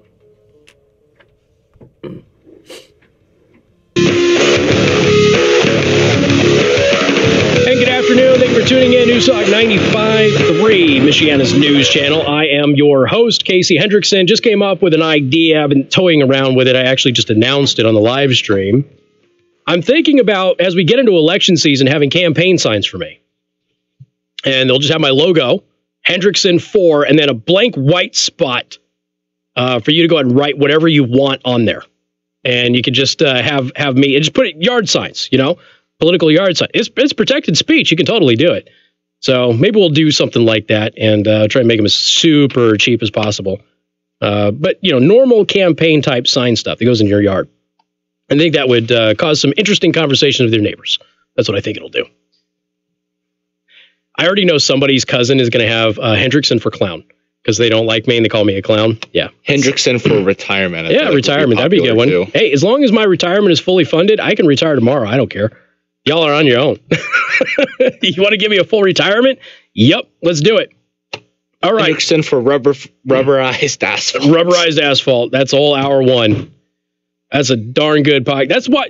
This is why I am endorsing Will Smith in the primary for South Bend mayor, because I think he's the guy that'll get it done. I mean, he can get it done from jail, dude. I'm convinced he can get it done from jail. He's got some phone calls, right? For those of you just tuning in, the South Bend mayoral candidate, Will Smith, has been arrested. Stole not one but two vehicles, we've learned. Like I said, this is a go-getter. He's a problem solver. That's what South Bend needs. All right.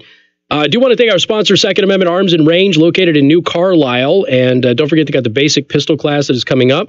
And if you go ahead and go to their website, you can sign up there, or get information to sign up, I should say. Go to secondamendmentarms.net.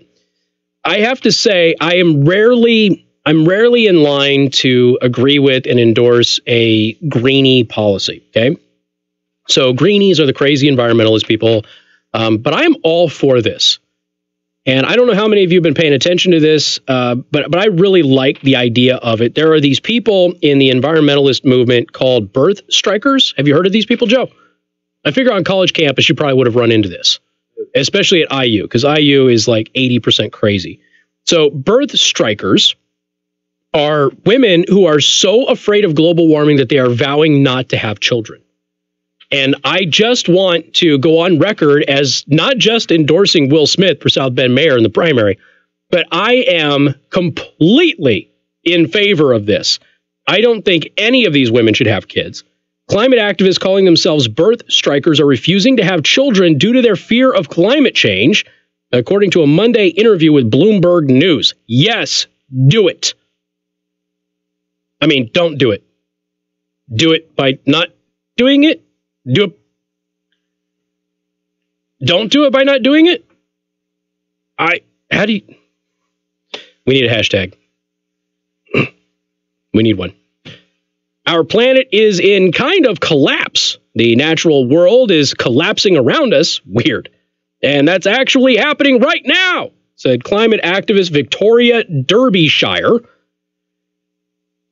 I've been around the world and found that only stupid people are breeding. Yeah, yes, don't have children, please. And I'm so disappointed by the response by authorities to this crisis, and so freaked out by everything that I've read that I've basically, last year, I came up to the decision that I couldn't, there's a lot of I's in here, couldn't bring a child into that, Derbyshire continued. And I was asking around people I know, put it up a little bit on Facebook, and realize actually quite a lot of other people are making this decision. She says I almost more than Obama in a campaign speech. Yeah, and so we realized it was really, really important to tell the public that there are people out there are so scared. I'm direct quoting this, by the way. I just want you to know I don't speak this way about this, that they feel that they can't actually have a family. Okay, why do we have crazy feminist activists? Because they don't have kids and family. So here's the deal. We're going to have to deal with a little more crazy feminists, okay, third wave feminists, but we only have to deal with them for like another 40 years. And then they'll be gone. Like I said, I can endorse this. These people shouldn't be having kids. And if these people can't have kids or don't have kids, then they can't pollute the minds of those kids. And then we can stop hearing about all this garbage in about 40, 50 years. Sounds good to me. The comments came days after Democratic New York Representative Alexandria Ocasio-Cortez raised the issue during a question and answer session on her official Instagram account. By the way, Ocasio-Cortez, who says you shouldn't eat meat, was filmed at a restaurant with her campaign staffer or office staffers, technically not campaign, office staffer or whatever, having a huge giant hamburger. She says you shouldn't be using air travel. Yes, she flies around in an airplane. She doesn't use the subway. She uses a car, doesn't use a bus. Whole lot of hypocrisy there. It is basically a scientific consensus. No, it's not. That the lives of our children are going to be very difficult. No, it's not. And it does lead young people to have a legitimate question. Is it okay to still have children? The freshman representative, that's Cortez, stated during the session. I wholeheartedly, again, two things you got to remember about today's show, okay? One, Will Smith for South Bend mayor in the primary. Two, people who are afraid that the planet is going to die in 10 to 12 years should not be asking for gas tax increases, Governor Whitmer. Three, I've added a thing. Feminists who are afraid that the world is going to end should not have children. This is how we make the world better, everybody. Those three things. Have a good night. Sean Hannity's up next. We'll see you tomorrow. Have you seen this Vans challenge BS? Vans challenge? No. So basically, Vans, no matter how you throw them, they'll always land like normal with their bottoms down. Because there's a butt ton of rubber on the bottom and nothing on top. Okay. That's it. Okay. That's it. So it's basic physics. So it's like everybody thinking it's impressive to flip a water bottle, Yeah, it's just, even though it's basic physics. Okay. so somebody did a joke. That's funny. How did it land? It floated. Oh, it floated? Okay, I didn't get that part. I thought he was just twirling it around to show everybody. No, it's floating. That's funny. That's good. I'm just going to leave those headphones there. I don't want them. Daisy Girl says, so watching the broadcast on my TV and the airflow in the studio is slightly moving Casey's backdrop. The skull is kind of floating. Kind of creepy. Kind of cool. I dig it. See if I can waft it. Nope, can't waft it. It is a Jolly Roger. People have asked me, okay, history of the logo. So people have asked me where the logo came from. And this is a really good question because it actually is a very historic logo. So I love skulls. That's actually pretty similar to skulls that I grew up drawing on a regular basis. I would draw those half Punisher type skulls. And the cross microphones are a reference to piracy, obviously. It's a Jolly Roger.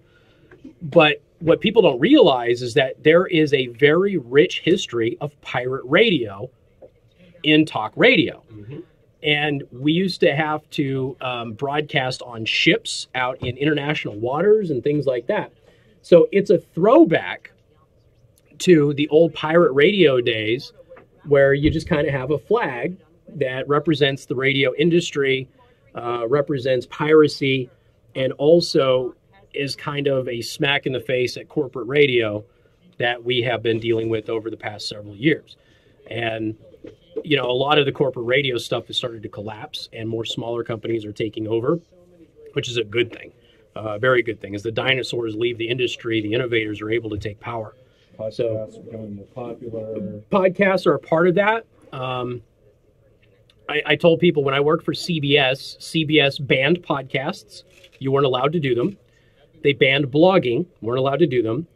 You could not have a social media page associated with your company or radio show at all. That was all banned, okay?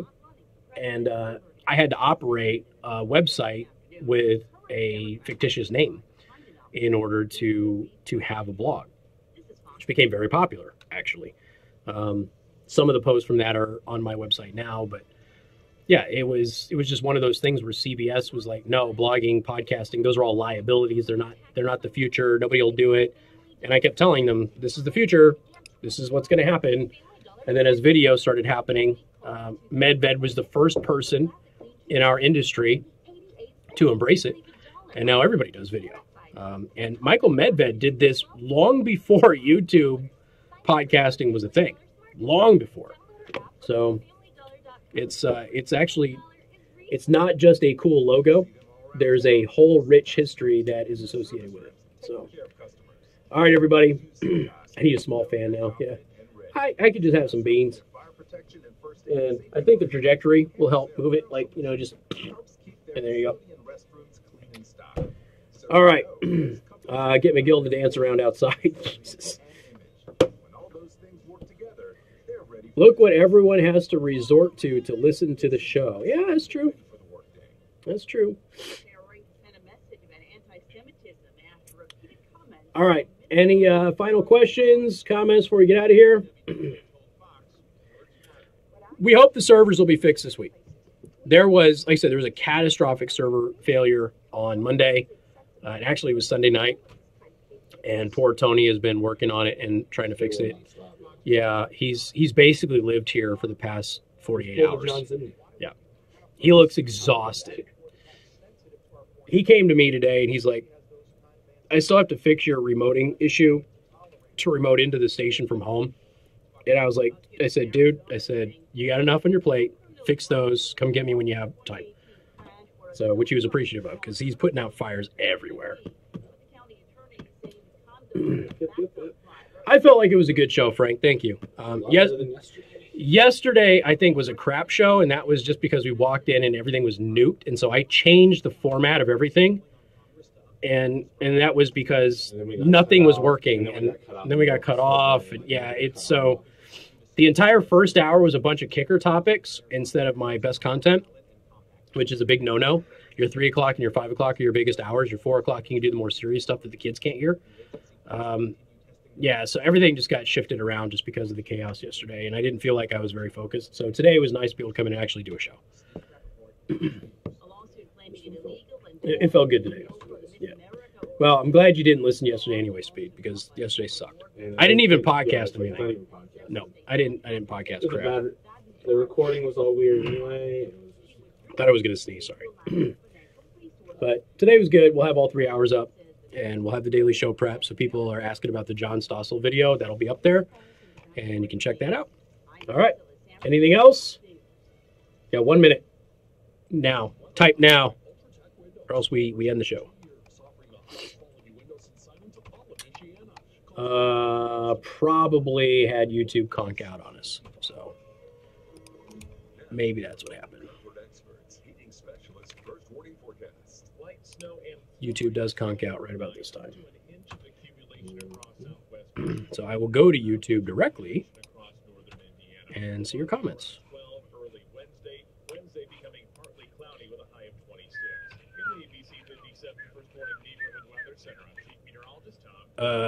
Right now it's 19 degrees. Reminder, sharing links in your content that serves solely to drive up views, likes, etc. through contests or other similar means is not allowed. I have that listed up at the top of my... how much time do you spend on show prep on average? Okay.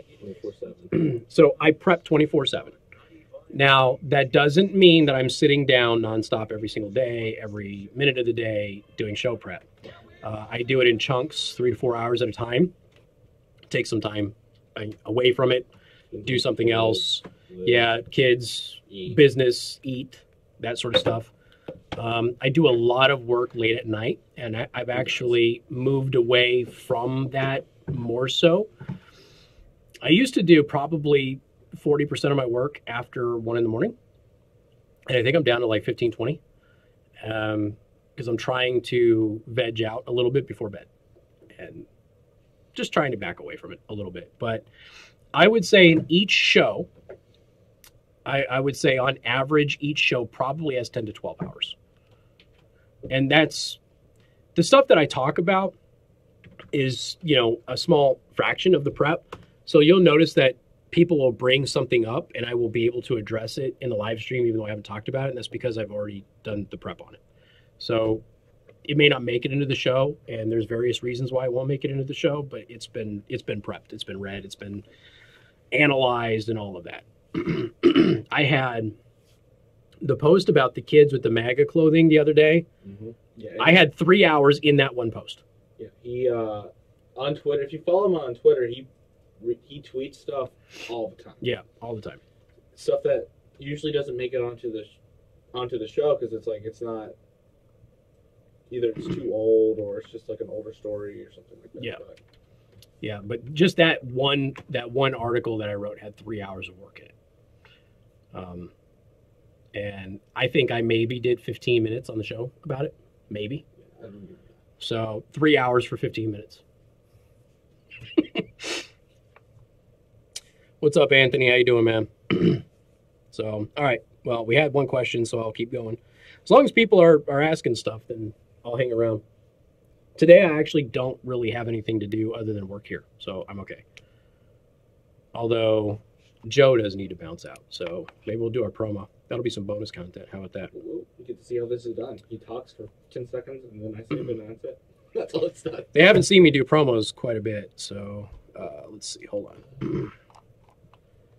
What do I want to talk about? Oh, you know what I didn't do? I didn't do the gerrymandering thing. I was trying to figure out what I teased yesterday to do, and it was the gerrymandering thing. It got sandwiched. Like at 3 o'clock every day, like right before we go live, like before the break, before we go live. It's in that break.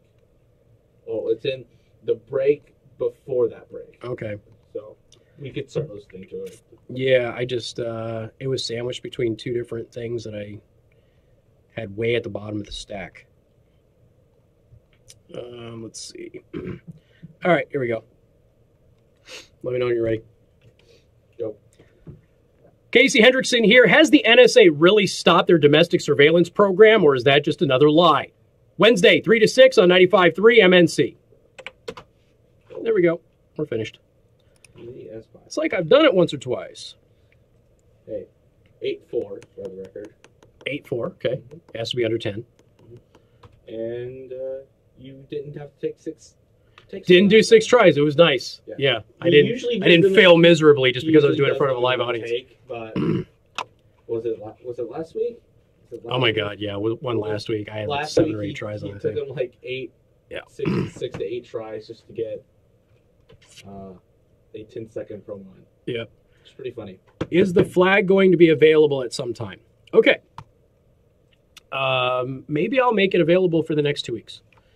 So, because the mugs are not available anymore. You missed out on your 1024th awake mug. Yeah, they're gone. So yeah, I'll do the. I was interested if people would want it, and I didn't know if people would want it. So I only made one. So I can make it available for 2 weeks. Somebody had asked about a flag. I would probably have to go through Signs of the Times and Elkhart. Tomorrow's Wednesday, yep. And I can get that. But yeah, I'm happy to make the flag available. Sure. It's actually affordable. It's just a wall hang, so it really isn't a flag. It doesn't have grommets. I mean, you could put grommets on it if you wanted to. It doesn't. You can go to Harbor Freight and do the grommets for like $5.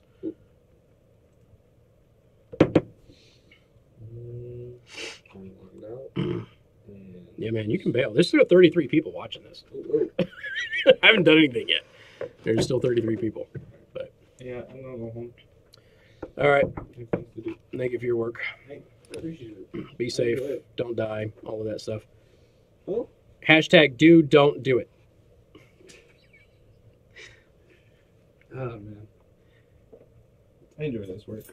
All right. FYI, there is an asphalt made with recycled tires. Yes, I know. Did we talk That was about the whole 3 o'clock hour. That was the whole 3 o'clock hour. It's on the daily. It'll be on the daily, the burningtruth.us. Burningtruth.us, yes. Or he'll tweet it to Twitter. Well, it'll go to Podbean, iTunes, Google Podcasts. It'll be everywhere. Because the podcast is going up today. So 3 o'clock hour, hour 1. Word. So. Word.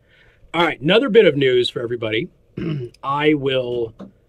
So we got word that old podcasts that were done with the company that are not around anymore, that are not active, will be deleted from Audio Boom. That includes the Ale Underground, and so I have found a way to download all of the episodes that were originally hosted on the old iTunes account that I never had access to. So when that person left, we weren't able to take over that iTunes account. And then we had to move our podcast to Audio Boom. So we went from having this huge following on iTunes with a lot of reviews, we were a featured podcast, to moving to Audio Boom because we couldn't upload anything to iTunes anymore and we had no control. And we had to do that. So we have like half of our shows on iTunes and the other half are on Audio Boom.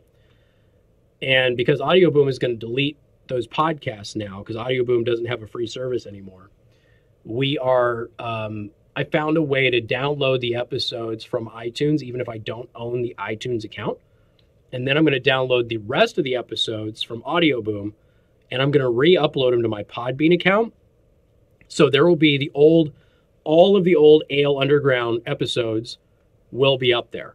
I think it's like 50 episodes or something like that. So they'll all be up there, and I'll put them up there as an add-on service. Frank says he'd be interested in one of the flags. The flags are just the tapestry. I mean, I can do both. It's just that the tapestry is done through like Teespring. Do you have any old pirate content available online? Like old like pirate radio stuff? I mean, I have podcasts that have been all over the place, but a lot of them have been deleted. The pirate radio stuff that I'm talking about is stuff that happened decades ago before I was even in the industry. It's just a historical thing. So pirate radio was a really big deal because we talk about corporations controlling music right now, and that sometimes that's not the best music that's available. It's just the stuff that they view as commercially viable. And it's one of the things that online streaming has been really good about. You know, you got YouTube that's been great at exposing new artists and getting new types of music in the forefront where people could actually make money making music that typically wouldn't be signed to a record label. And that's been awesome because some really great talent has come out of that.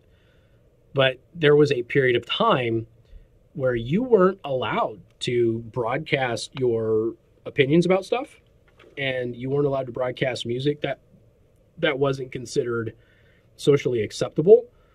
And so they got on boats and they went out in international waters and they would broadcast. Then they would steal radio signals and broadcast. The personal radios that you can set up, which have like a 100-meter radius or whatever, they were doing that. And they had, they were facing criminal prosecution for doing it. So there was a real pirate element to it. And the flag and the logo are just kind of a throwback to that. It's honoring the old pirate radio heritage with my own logo is what it's doing. So instead of the bones, you have the microphones. You have the skull, which, again, has to be on a Jolly Roger, if you ask me. And then, of course, you've got the red, like you had with Redbeard's flag and that sort of stuff. But as far as old content, I'm sure it's out there. There's been some really good documentaries about it. Netflix had one. I don't remember the name of it, though. It might have been called Pirate Radio.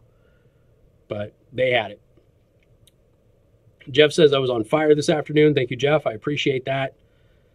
But yeah, there's a whole history to pirate radio. I would definitely check it out because it's a very rich and interesting history. And it changed radio forever. It really did. And there's a similar, although it's less influential than podcasters would like you to believe. But there's a similar movement to pirate radio that is happening now with podcasts. A lot of people are moving to podcasts. The problem is that it's not taking over radio, actually. Podcasts have become not a competitor, but an add-on to radio. And people who do podcasts still predominantly want to get into radio. It doesn't always work that way. But everybody in radio is doing a podcast. I mean, almost everybody is doing a podcast. So now you know the story behind it. Yeah. People have asked me about it a long time. And I had the basic concept of it that I drew up. And then I gave it to a friend of mine, Dave Beatty, who is a famous comic book artist from, he used to work for Marvel and DC, and he's done some independent stuff. And I had him, I said, look, this is what I'm going for. This is the basics of it. And do it. Make it into a pirate flag. Something that would be Disney-like and not too scary, but not too cartoony. And I think he just nailed, that was his first shot. Nailed it. Hit it right out of the park. Absolutely hit it out of the park. And every time I have business cards of that on there, because I get flat black business cards and I put the logo on it in gloss, they're gone like that. They just disappear. All right. So what other content would you guys like to see on my YouTube channel? What's the type of stuff that you would like to see? I get a lot that people want to see some knife stuff. I've really neglected my business YouTube page. No doubt about that. But people have, the number one request I get is for how to sharpen knives. And, there's like 100 ways to sharpen a knife. So I could show you a couple, I guess, that the average person would have available to them. People want to see 3D printing stuff. That's cool. I've got some 3D printing stuff on this channel. If you search for it, it's there. It's older, but I'm probably going to do some live streaming on Twitch of 3D printing, put some 3D printing stuff up there.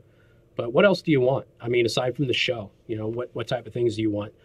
Somebody said that they would like to see me do more commentary, like what some of these people like Pool do.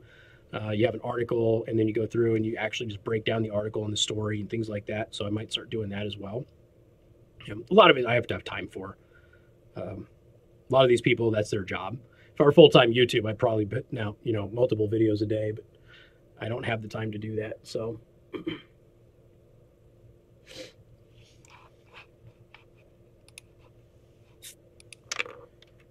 I should probably head over to Facebook too and see what you guys are writing,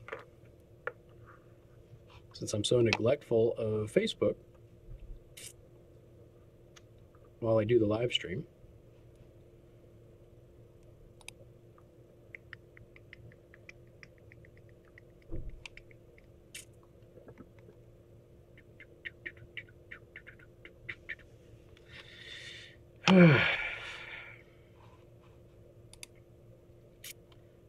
How's the house going?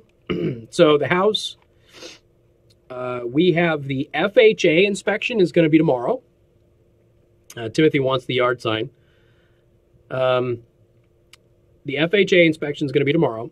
And then they have up to a week to get us their report. So we've already had our home inspection, but the FHA is a different inspection. And really, they're just looking at the value of the house, but they also look at some other stuff as well. And once we have that report, then we'll be able to go ahead and ask for some concessions based on what we found in the home inspection. And then hopefully we'll get the keys and everything will be good. So we don't have a lot of time, so we really can't play hardball about some of the stuff that needs to be fixed, but we'll do what we can. It is what it is. And I like the house. I'd rather not spend as much money as I think needs to go into the house because of some of the issues they found, but if that's what we have to find or have to do, then that's what we have to do.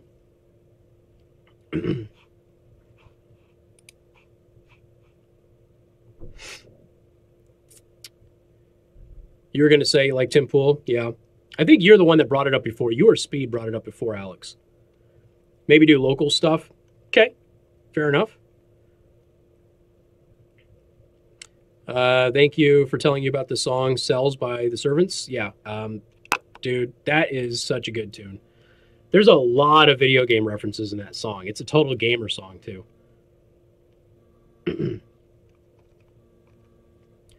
The thing is, like, Alex, I have the software to do that, too. Like, I've got the screen recorder and all of that stuff. So everything in XSplit, they'll do all of that. So I can do that stuff. I just have to actually sit down and find articles to do it. That's all. And once I do that, I think I'll be able to start launching that stuff.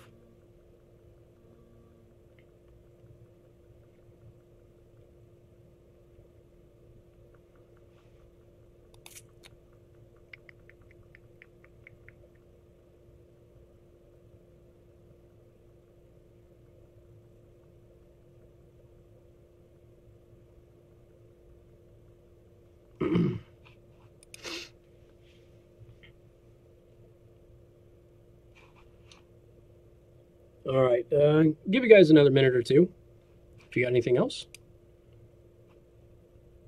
And then I will get the podcast and the show prep up on the website and get out of here.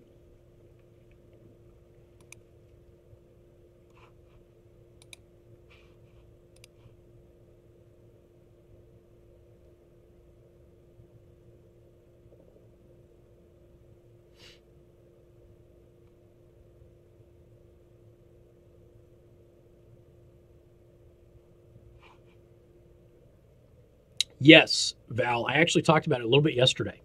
I downloaded Dissenter yesterday morning, played with it all day, and I really like it. Now, I think they're overselling what it does. I think it's great, but you're not commenting on the actual articles and stuff.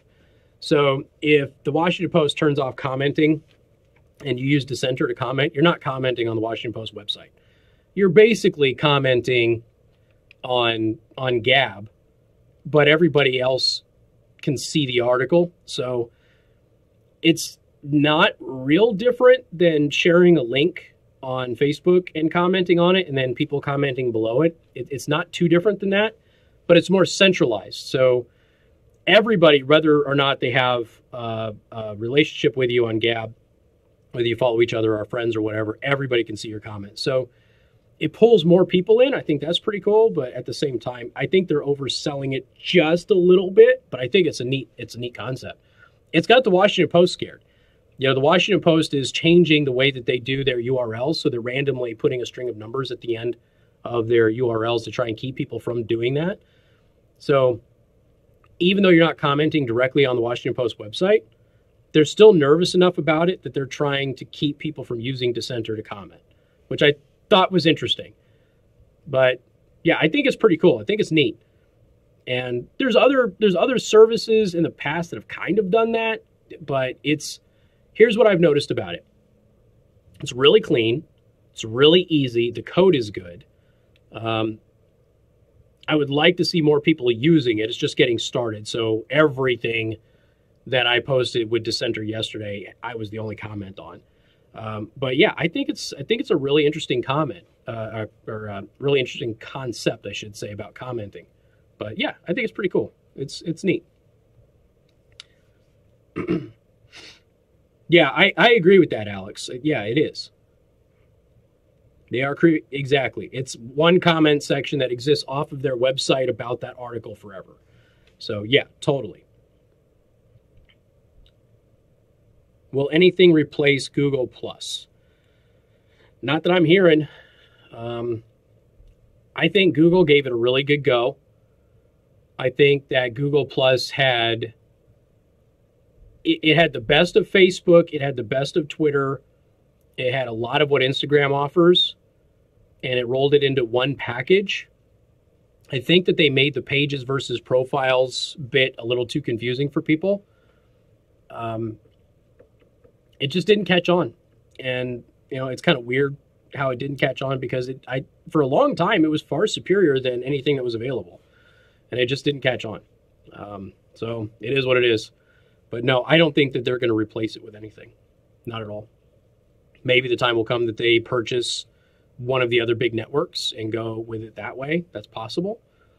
But you would assume that they would, you know, with YouTube and everything else, that they would be able to make Google Plus work. But they weren't able to do it, which is sad because it is more feature rich than any of the other ones. Yeah, their nesting is good. Now, the way that the plugin is, the Dissenter plugin is awesome. It is well developed. There is no doubt about it. You can say what you want about Dissenter. It is a well developed product, and it works right out of the box. I haven't had any glitches with it lately, not at all. So I've been very happy with it. I'm only in 2 days, but yeah, I've been happy with it. Here's the thing. It's bringing more people back to Gab who are away from Gab. So I have a Gab profile, but I haven't posted on Gab in months. And then yesterday, I think I posted like 5 or 6 things to Gab. So it's going to be a way for you to bring things back. It's going to bring people back to Gab who had gravitated away from Gab. So that's good.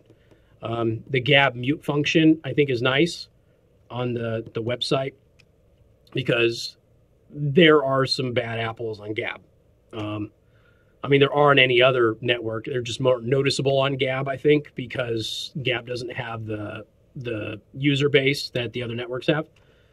So being able to mute somebody, and I think I like that. You know, I don't have to deal with a white supremacist or somebody commenting on my stuff.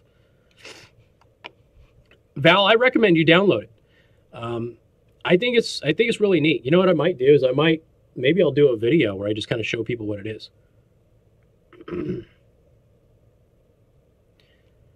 Apple has rejected their app request. I'm not surprised. I'm not surprised by that.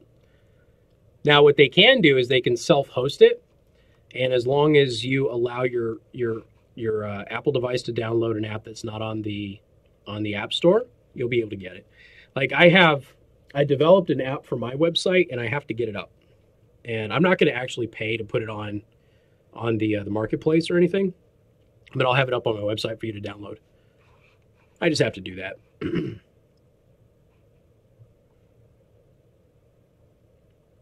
You want the app for my website? Okay. Yeah, it's funny. Like I developed it and then just using some simple software. I mean, it's not like I was coding or anything like that. And then for some reason, I was going to do it, and then I changed the website around, and I didn't put it up there. So I don't know why I didn't put it up there, but I have to. And then, of course, if you're signed up for the newsletter, you know, I can go ahead and, teach you Gab. Okay, do the video? Yeah. Easy peasy. I mean, it's super simple.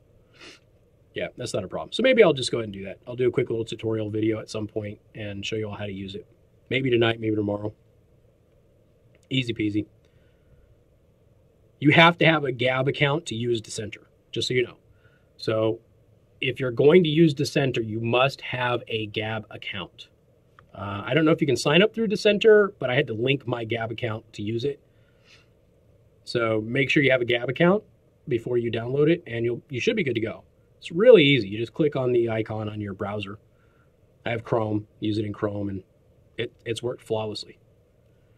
All right, here's what I'm going to do. I'm going to go ahead and get the daily show prep up. It's 6:30, and I'm going to, so Steven just made a Gab. Okay, cool. It takes a little while to get used to it because Gab functions so differently than every other network, and initially you're kind of exposed to everybody. And that's kind of their point, is that, hey, it's a free speech sort of a thing, whether you hate people or not. You do have the ability to mute people.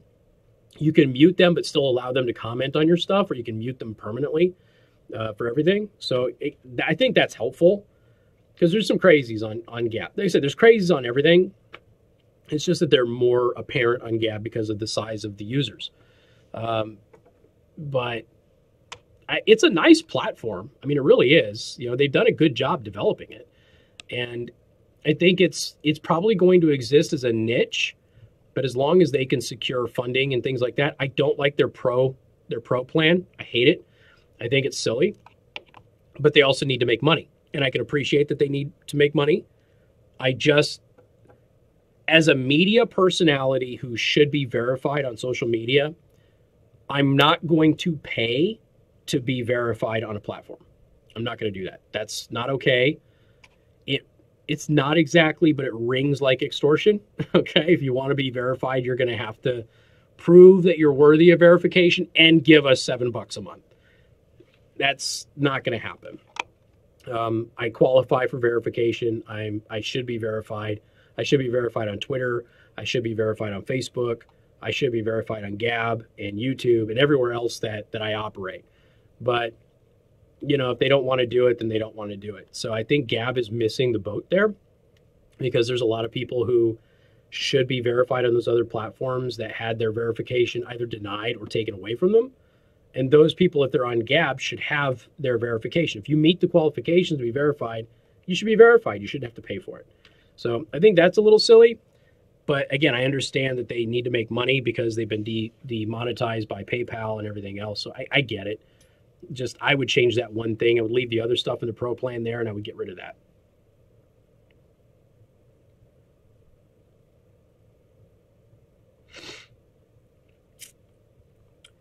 Yeah, Google Plus is, I don't know. It'll be interesting to see what they do, because some of the services on Google Plus, I think they have to keep around. So, how they're going to do it, I don't know. I really don't know. But Google Plus is really good for classes and things like that. I don't know how they're going to replace it. We'll see. All right, I'm going to go ahead and bounce. I'm going to get the podcast uploaded, the Daily Show Prep uploaded, and I will be able to go ahead and get that up on the burningtruth.us here real soon. And look for, I'm going to do some demo videos with my Spectre G automatic knife. I think I've got it nailed.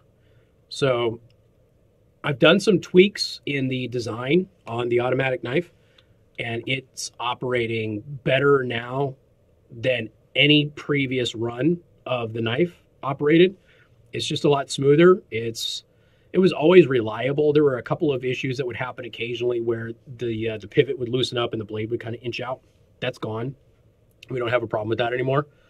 And so much so that I'm considering doing new runs of it with different colored materials and different blade styles.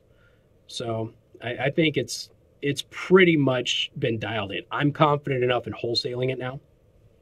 So we'll do some demo videos of that coming up as well. Like Trump Town, it's the closest to Facebook without the censorship. Okay.